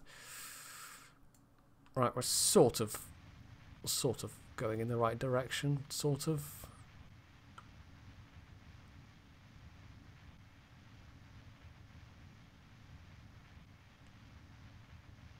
Right, 20-kilometer orbit. Circularize at the next apoapsis. That puts us in a circular orbit going around the planet in the correct direction, which is what we need. And then it's just a matter of rendezvousing with the mothership. See you, Brett. I can always catch up with the rest on the VOD later. On the YouTubes. Right, we're actually going to get to go where we're mean to be going this time. We're in a rather eccentric orbit, but it's fine. So after we've done this, we'll match the planes, and then no, what? Cancel? What? That's what? MechJeb! Why you do this? MechJeb is rebelling. Yeah, that's put us on an escape trajectory. We do not want an escape trajectory. It's a good thing I've got so much Delta V left. So we'll just burn retrograde and get back into a more sensible looking orbit. Yeah, that was supposed to take us into a circular orbit. And instead it just went, no circular orbit. I'm just going to burn enough that it actually puts you into some wildly eccentric escape orbit. Right. Good lord. Okay. MechJeb. Stop it, MechJeb. Behave. I command you. I command you. This is it. This is how it starts. First MechJeb starts rebelling, and then before you know it, Skynet. I'm going to have to remember to fix this fuel line, or even just remove the fuel lines completely, because I think the Oscar B fuel tanks, because you can mount them radially like that, I don't actually think you need fuel lines. I think you could even fiddle with the fuel priorities. It just seems to flow through whatever. So it's not like regular fuel tanks where you'd need the fuel line set up to get flow through. I think any kind of radial mount automatically counts as something that can just do it itself. Anyway, so we want the rendezvous autopilot, which, there we go. We're only, I mean, these are tiny amounts of Delta V we're burning to do this. We'll have easily a couple of 100 units of Delta V left. But we'll just leave the fuel in the tanks, because why not? Whenever the next mission comes around, they can come and top up the tanks on this thing. There was a mod, and this is another really useful mod that I've used in the past, but I don't know if it's actually even remotely up to date nowadays. I think it's not been updated for a couple of versions. But it was one that where you could one-click. You basically came up with a separate panel, instead of having to alt-click all the separate tanks to get the, you know, transfer fuel between tanks. You just had a panel where you could click tanks, and you know, it was just all on one list. You could go, I want to transfer from that tank to that tank, and it was really simple. But sadly, that functionality not in the game. So if I want to fuel up these tanks, I'm going to have to alt-click every you know, single individual tank, and suddenly it's 50 bazillion things cluttering up the screen, and it gets a bit ridiculous. Land on Mars. I've never actually been to Duna, which is the equivalent of Mars in this game. I've tried, but I can't get my head around the kind of orbits that you need to launch it in the correct orbital window in order to actually get somewhere like Duna. And I've never been able to get my head around it and all the orbital maneuvering that's required. I've got to read guides, and I have tried and tried and tried, but I can't even get MechJeb to do it. So I don't know. Someday I'd like to get to another planet, but I've never been beyond Minmus and the Mun.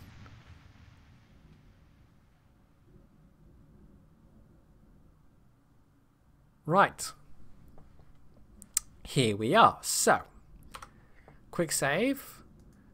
And we'll bring up the docking autopilot. We'll actually just quickly shift.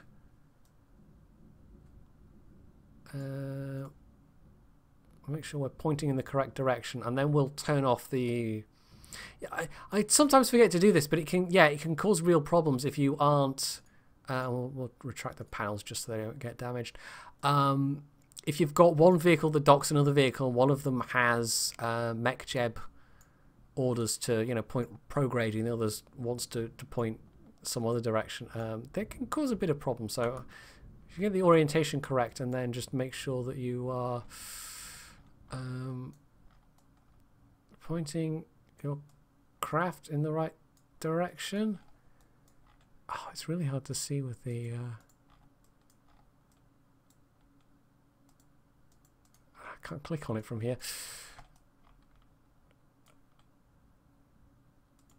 And there we go, set as target. So,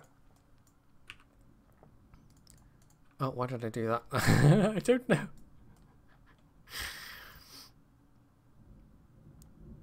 So we're going to dock, we're going to transfer the science over to the command module, and then we're going to fly back to Kerbin, and then quite possibly I'm going to go to bed. You're getting about 50k damage per game in the Leander. That's not bad for a tier 6 cruiser. Although you can certainly, like something like the Cleveland, you know, you get some fires going on a battleship. You can certainly do a hell of a lot better than that. So, you know, consistency is not bad, but I think the lack of HE is a bit frustrating for a lot of people. Why? What's going on here? We've got monoprop. Oh, the tank was locked. We only had, up till now, the monoprop we'd used was the monoprop in the command module, and the actual main monoprop tank, I'd left it locked. So it was trying to maneuver, but it didn't actually have any monoprop available, even though we still had monoprop because I'm a noob. Yes. Anyway.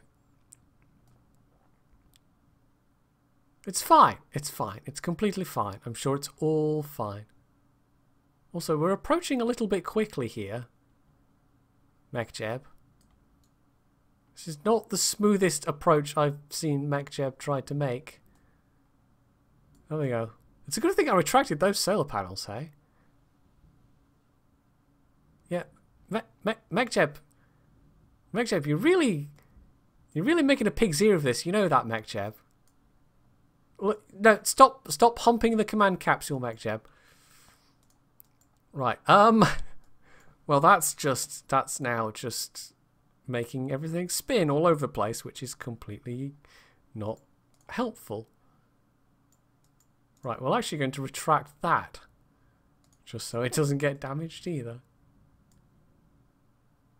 Right, so just no. Okay, just do it, MechJeb. Just don't faff. There we go. That's all we needed you to do, MechJeb. None of this other nonsense. Anyway, yeah, MechJeb was getting a bit overexcited there. I don't know.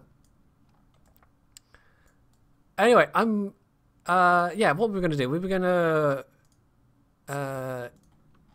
tell Mirette to... Oh, she's going to have to fly around the thing. Never mind. Take data.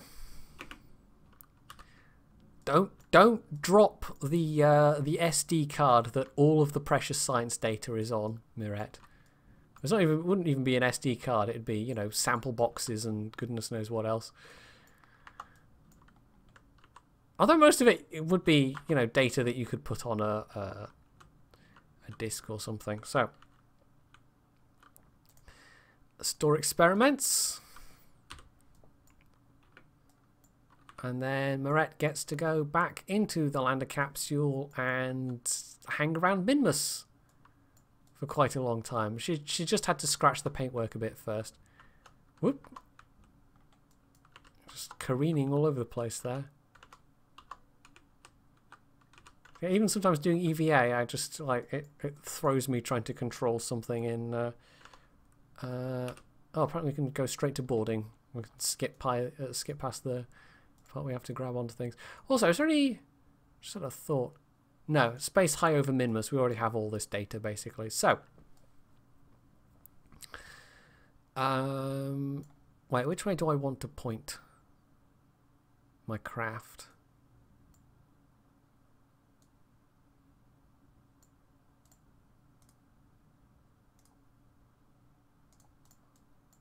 Actually, no, we don't need to...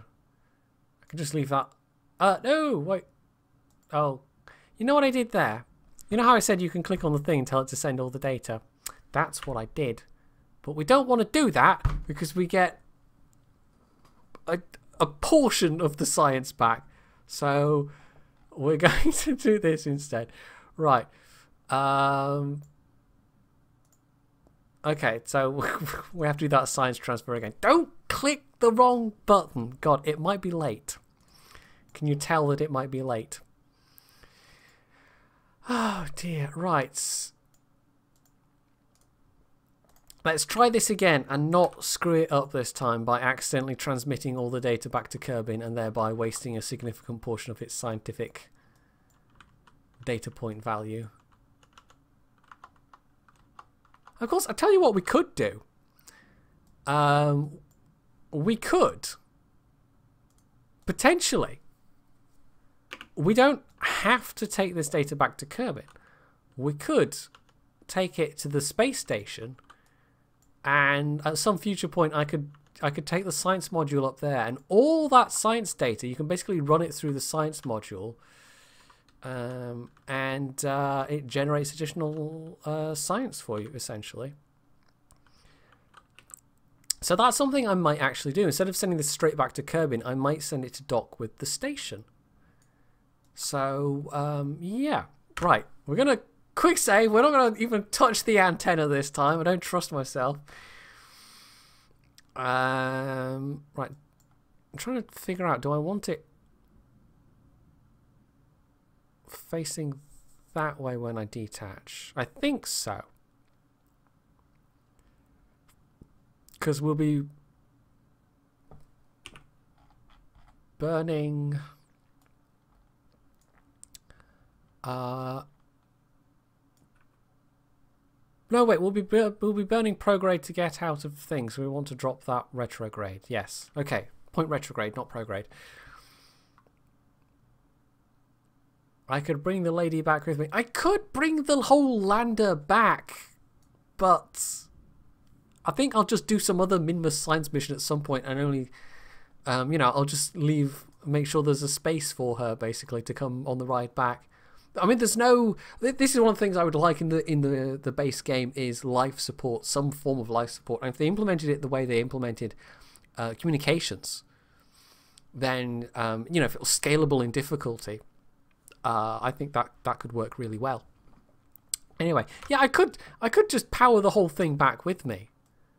But that then negates the point of having, you know, that my entire scheme to... leave this thing here so I don't have to haul another one up in future. But I need to come up with a cheaper system of refueling it because the thing I showed earlier to refuel is just so very, very unwieldy. Right, so that's fine. That's got its transmitter out so we can still communicate with it because technically it doesn't have a pilot. Right, let's get the solar panels out. And we're not even going to begin to touch the... We don't need the comm panel, the comm relay out at all. Because I get confused and I click the wrong button and then I accidentally transmit all the data. So, we want to get back to Kerbin. But we don't want to actually land at Kerbin yet. We want to basically get into a wide orbit around Kerbin and then rendezvous with the space station. And because we're not dragging this thing back with us, we've got a whopping amount of delta V. 2,000 meters a second delta V is really quite, you know, that is plenty. That is more than enough. So... that puts us... Okay, well, we might adjust that a little bit. That's quite a wide orbit. That's a rather wider orbit than I want. Oh, that gives us a moon encounter, apparently.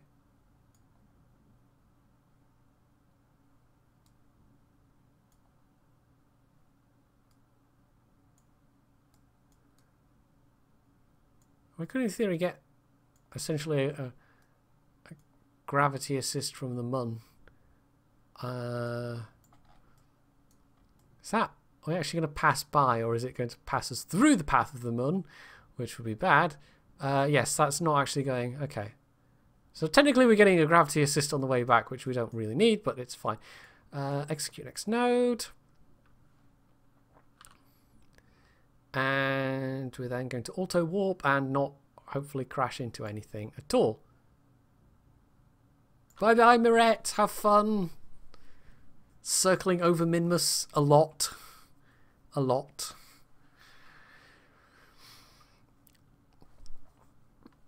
Right.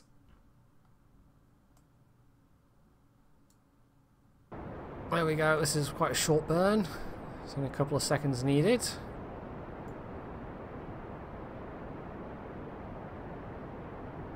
So we will come back for Mirette someday. And actually there's enough, with the Delta V involved, there's enough, can we, oh, we have to, we can only warp as far as the Mun encounter, basically. I keep saying, cannot auto-warp so far, we might have to jump forward a bit. So we can easily slow down. We don't have to do any... sometimes I do these missions and I miscalculate how much Delta V I need to get back. So I end up doing multiple aerobraking passes through the atmosphere of Kerbin, which is, you know, certainly more efficient, which is fine. But it gets boring when you're just doing loop after loop after loop and you're burning off a little bit of speed each time. And you can see your apoapsis coming down. Eventually it gets down to a level where, okay, you can then burn retrograde and descend without it causing any problems. But yeah, it's not going to be an issue this time. And it's fine. It's, you know, it's efficient aerobraking like that, but also it's incredibly boring when you have to do it over and over again. Right, circularize at the next Baryapsis create node, and hopefully Mechjet won't go crazy and give us escape velocity trajectories to God knows where. Now, having said we'll rendezvous with the space station, this presumes I'm going in the same direction, but fortunately for me, I am. So we can go and rendezvous with High Castle. I don't know if you remember from, you know, earlier things, earlier videos and earlier streams, but I always name my Kerbin space stations High Castle because, you know, there's the Philip K. Dick novel of the same name, which has nothing to do with space stations at all. I just really like The Man in the High Castle as a title and as a book. It's quite a nice book. That's a series I really want to see, by the way. It's on Amazon Prime. It's an Amazon series. And it was actually when I went away to Tankfest earlier this year. I borrowed my stepbrother's, his Kindle something or other. And he's got Prime. And I was able to watch a couple of episodes of Preacher and a couple of episodes of The Man in the High Castle. And I thought it was really rather good. So, on my second channel, I talk about a lot of stuff that I watch on Netflix, but there's some good original Amazon stuff that's being produced as well that I kind of wish I could also watch myself, but I don't have Prime, so anyway. Are you off, Redman?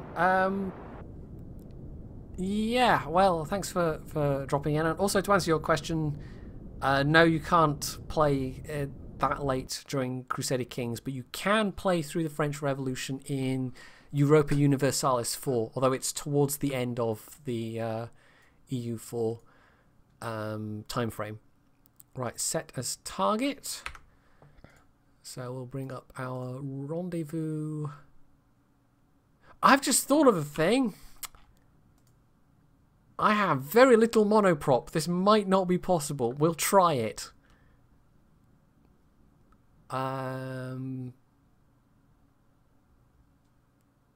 Wait, where are we? Rendezvous autopilot. Yeah, this may not be possible.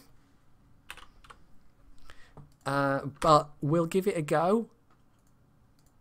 I've made, like, if MechJeb doesn't freak out, it's possible to do dockings with using maybe like 10 units of monoprop. I might cheat and disable 2 of the RCS nodes, and therefore, you know, when it uses monoprop, it's using less. We'll see. Anyway, right, we're matching planes with High Castle, which is actually taking quite a bit of Delta V. I've auto-saved it anyway. If this is all going to use way too much Delta V to... I don't want this ship to get stranded up there.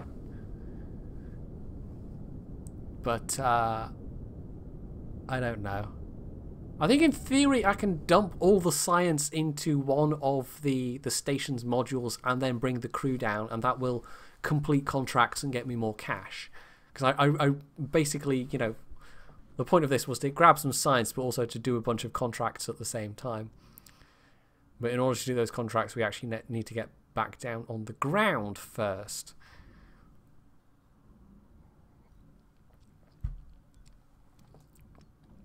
So, yeah, we're cutting it a little bit fine. This may or may not actually be possible. I could have grabbed some Delta V. I could have grabbed some monoprop from the lander. The lander still had about 40 or 50 units of monoprop left. I just didn't think to do it. So, rip. Right. We're going to have a couple hundred units left once we've actually gotten and matched velocities with the space station. So that's... You don't need much to deorbit, especially not from like 72 kilometers. Oh, I can't believe we're reaching the end of this nearly. I feel like I've done a reasonable amount in this last couple of hours in KSP though. I mean, I've designed some bits for my station. I actually lofted one of them and connected it. And we've had a nice profitable mission to Minmus, both in terms of contracts and the actual amount of science that I've grabbed. Because this will be enough to unlock 2 or 3 more science nodes, I hope. I should be able to start to get some of those large rocket parts. Alright, so we're 325 meters Delta V. That's easily enough. We're just going to creep closer. And then we're going to see if we have enough monoprop. God, I hope we have enough monoprop.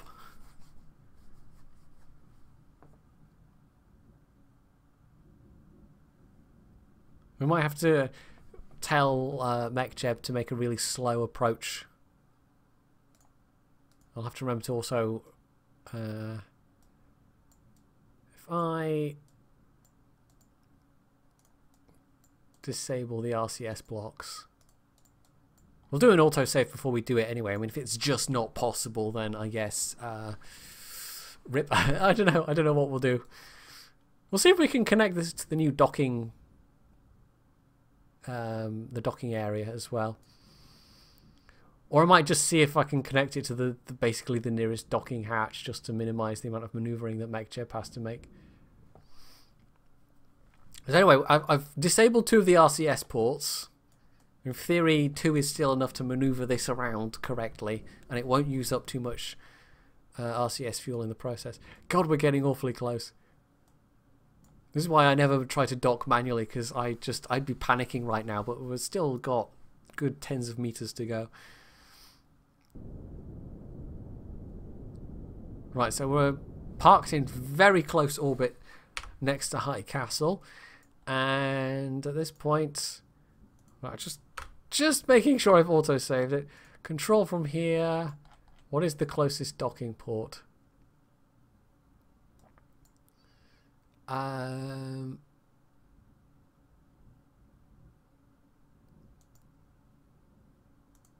in principle this might work.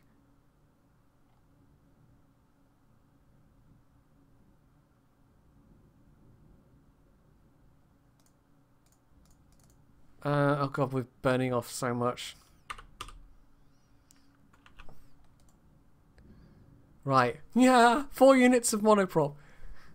Literally, we've now got less monoprop than the RCS thruster pack.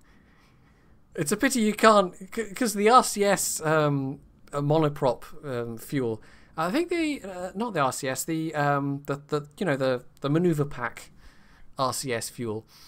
I think technically that's also monoprop. There are mods that basically make that a resource that you have to kind of replenish from your capsule. But just by default, you know, you get literally infinite amounts of it, because every time you go in the capsule, it kind of resets the level, which some people consider cheating when they're doing stuff. And it's like, oh look, I've got infinite monoprop available in the RCS pack just by popping in a capsule. Right, oh god, 2 units left. Is this going to be enough to get there and to break? I don't think we've got enough fuel for this. Don't know why we're drifting past.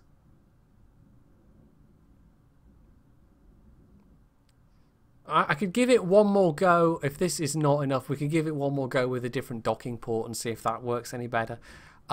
If not, if it's basically impossible to dock, then I guess we'll just bring this down with its science payload, and we'll just have to get more science from somewhere else. No, we're flying past. Why are we flying past? I don't know. Let's reload. Let's give it one more go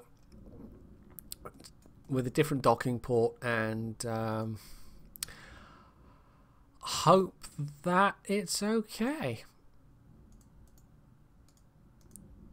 Right, so we've got 8.5 units of monoprop, and just turning around to face the right way burns almost half of it.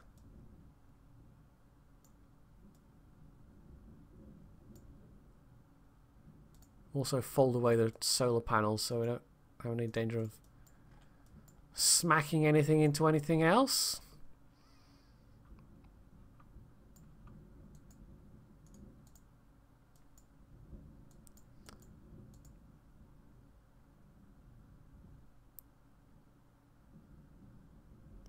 I think I've got for some reason I've got the radiator running by default. I don't even know why there's a radiator on this. There doesn't need to be. I might have to slightly revise this design after I've finished off the stream. Oh, nearly there. It's been a long journey. But in theory, we're getting very close to it being over. Right, yeah, I guess it was the docking port I picked was just a really awkward one for MechJeb to line up with. I think we can just do it with the 8 units of... We're now down to about 3 units of monoprop. But we're getting awfully close. Surely we can do this. MechJeb, MechJeb, what are you doing? You having a little bit of trouble there, MechJeb? If it's suddenly going to squoosh a whole lot of monoprop at the end there, then I don't know. Let's see what the bounding box says. Wait, what?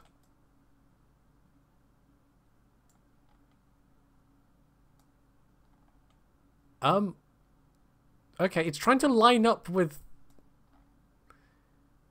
Or is the bounding box, is it just... It's drawn that around the entire structure? Oh, maybe, yeah, okay. We're just kind of drifting past at the moment. And this is an argument of why you should, you know, learn to dock yourself and not just rely on MechJeb, because if MechJeb goes wrong, then what the heck do you do? You know what? I'm a dummy. I'm a complete dolt.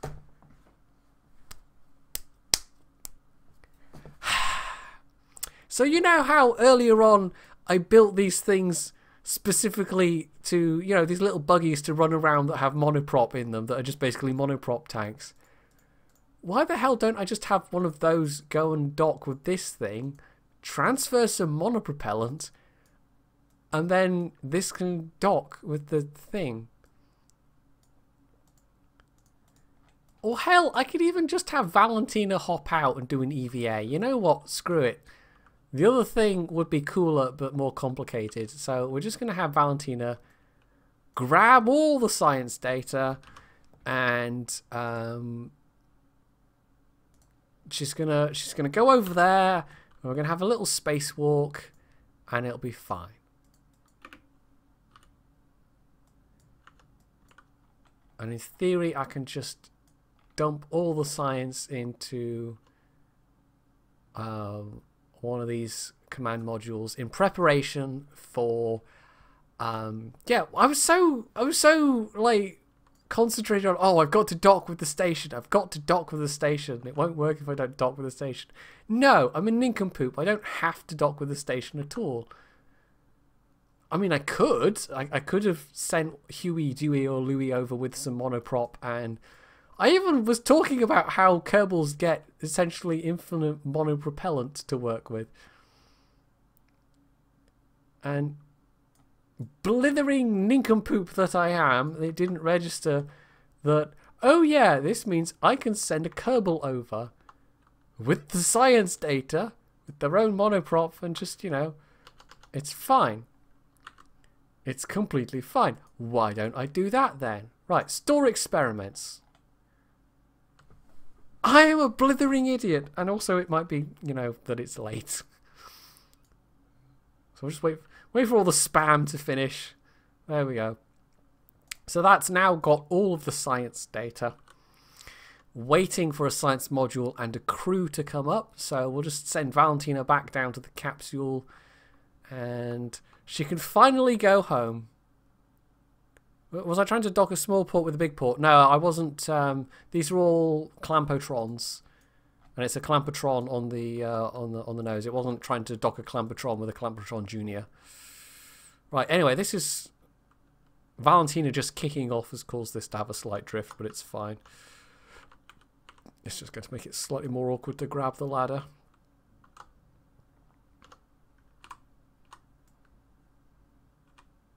Oh. Yeah, you have to be looking at the... It does sometimes... I don't know, doing EVAs, it sort of does things not quite the way you want it to do. Anyway, let's point retrograde. It's fine. It worked. It worked perfectly. It all went according to plan, and I don't know what you're talking about. So let us bring our triumphant heroes home. We'll actually warp to the day side.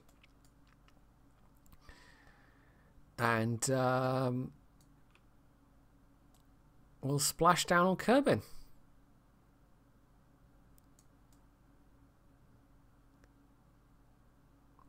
God, my space station does look rather good from here. We can actually maybe roll the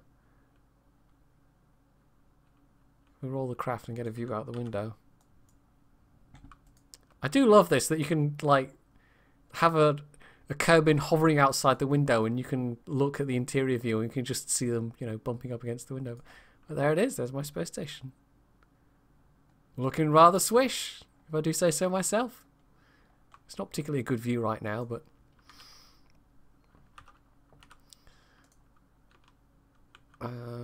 let's see if I can bodge it around a bit.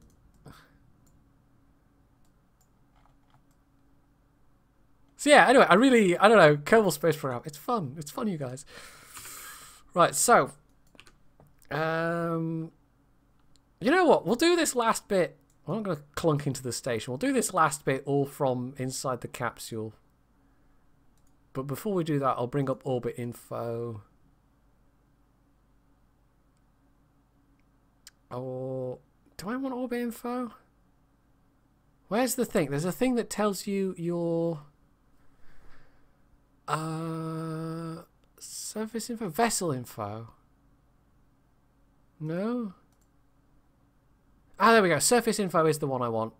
Basically, I want the thing that gives me my altitude, so I know when to pop the chutes. So we're gonna land this. We're gonna go wee past the space station.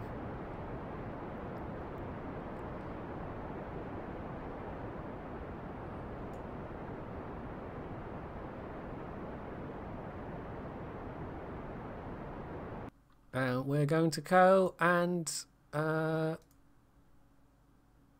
just periapsis. Okay, yes, we are definitely deorbiting. Normally, you get the camera shift that tells you what's going on, but yeah. So we're just falling back to Kerbin, so we can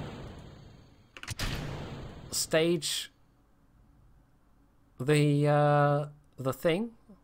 So we've jettisoned the engine and the command section, or well, I don't know what you call it exactly, but yeah, the engine and the fuel tank, and we've now got the heat shield pointing backwards along the direction of travel. So we're going to re-enter Kerbin's atmosphere just about now. Actually, we're just about to pass the 70-kilometer threshold, and we can watch as the red flames go past, and we come back to Kerbin. We can come back in style. This part might take a little bit of time because, you know, you've got to re-enter the atmosphere. So,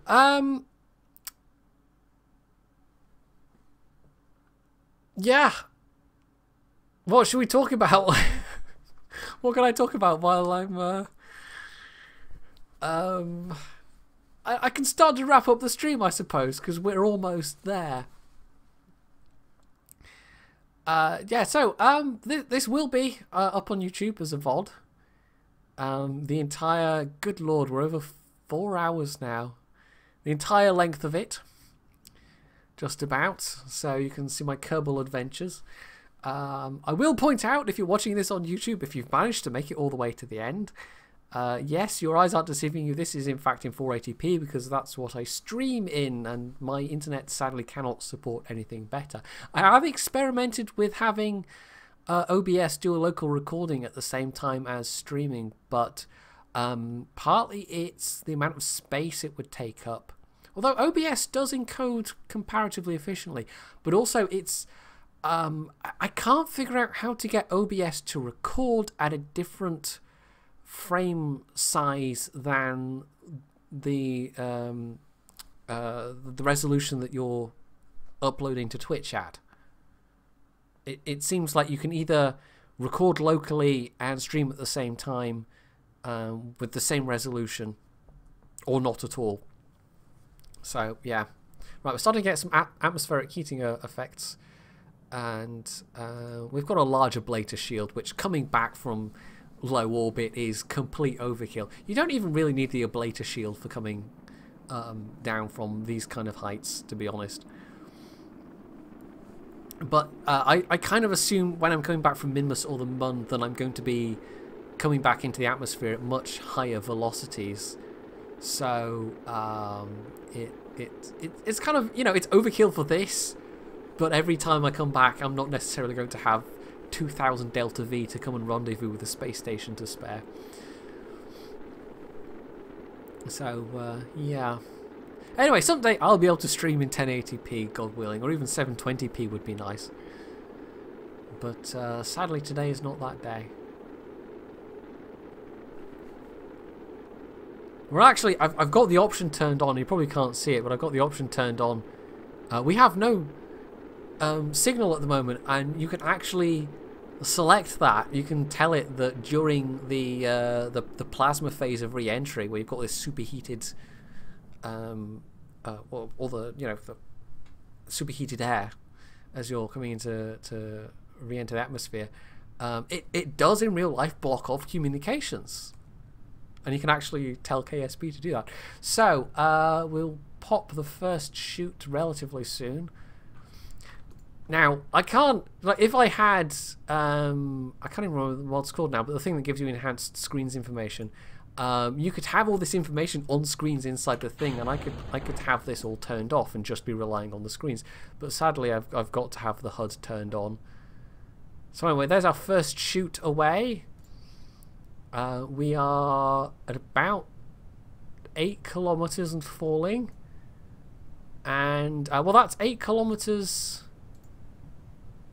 Oh, here we go. Yes, no, that is 8 kilometers. Because 8 kilometers above sea level is not necessarily 8 kilometers above the terrain, especially if you're coming down above a mountain.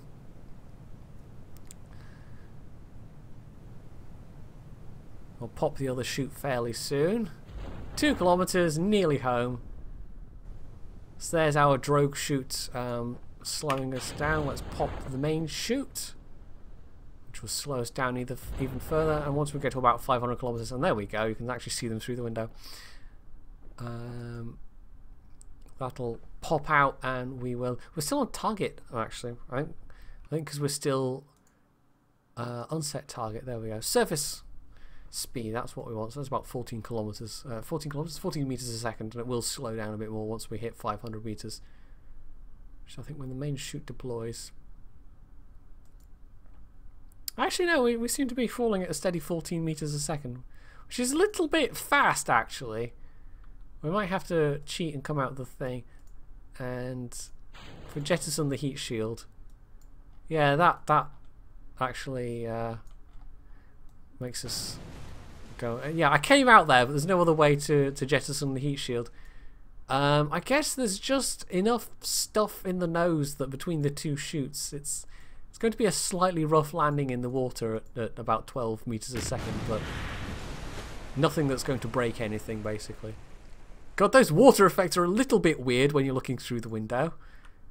Anyway, hooray! We're down. We've made it. We're home. So, recover vessel. We don't have any of the science aboard. That's all safely stowed away on the space station, awaiting the launch of the science module and a crew. But yeah, that sets me up nicely for whenever I next decide to play Kerbal Space Program. I might well not do any of that on stream, but it was fun setting it all up. So, I mean, it wasn't like I got no science out of it. There was all those science reports I transmitted directly, so that's fine. A bit of recovered money from the parts, and we completed some tourist contracts, and we completed some other contracts, so we've now got over 2 million Kerbin bucks. I don't know what the hell you call them, so I could potentially finally upgrade the VAB, but I'll decide what to do tomorrow. So, yeah, KSP, there we go. That's been fun. I enjoyed that. I should remember to stream more often, but I was a bit hesitant to this week with the internet problems I've had. But if it's not, I mean, we're getting some dropped frames, but it's not actually interrupting the stream otherwise. So I might well stream some warships tomorrow, because I still need to get some good games in the Perth. So yeah, I need to remember, streaming's a thing. I can do streaming. So thanks to all of you that have joined me, and I guess even more of a bigger thanks to those of you that stuck around to the end. I think some of you might have been here the entire time. You can find links to YouTube and everything below. If you followed me here on Twitch, that's, you know, you obviously get notified on those occasions when I do stream, but I more often do stuff on YouTube, so that's the one you should go and subscribe to. And you can also find Twitter and Facebook and so forth down there as well. Is there anything else for me to say, really? No, not really. Kerbal Space... I can't even speak now. Kerbal Space Program is awesome, and you should probably buy it if you thought it looked fun. So we'll have some music to play out, but yeah, otherwise all that's left for me to say is I hope you enjoyed watching, and I hope to see you next time.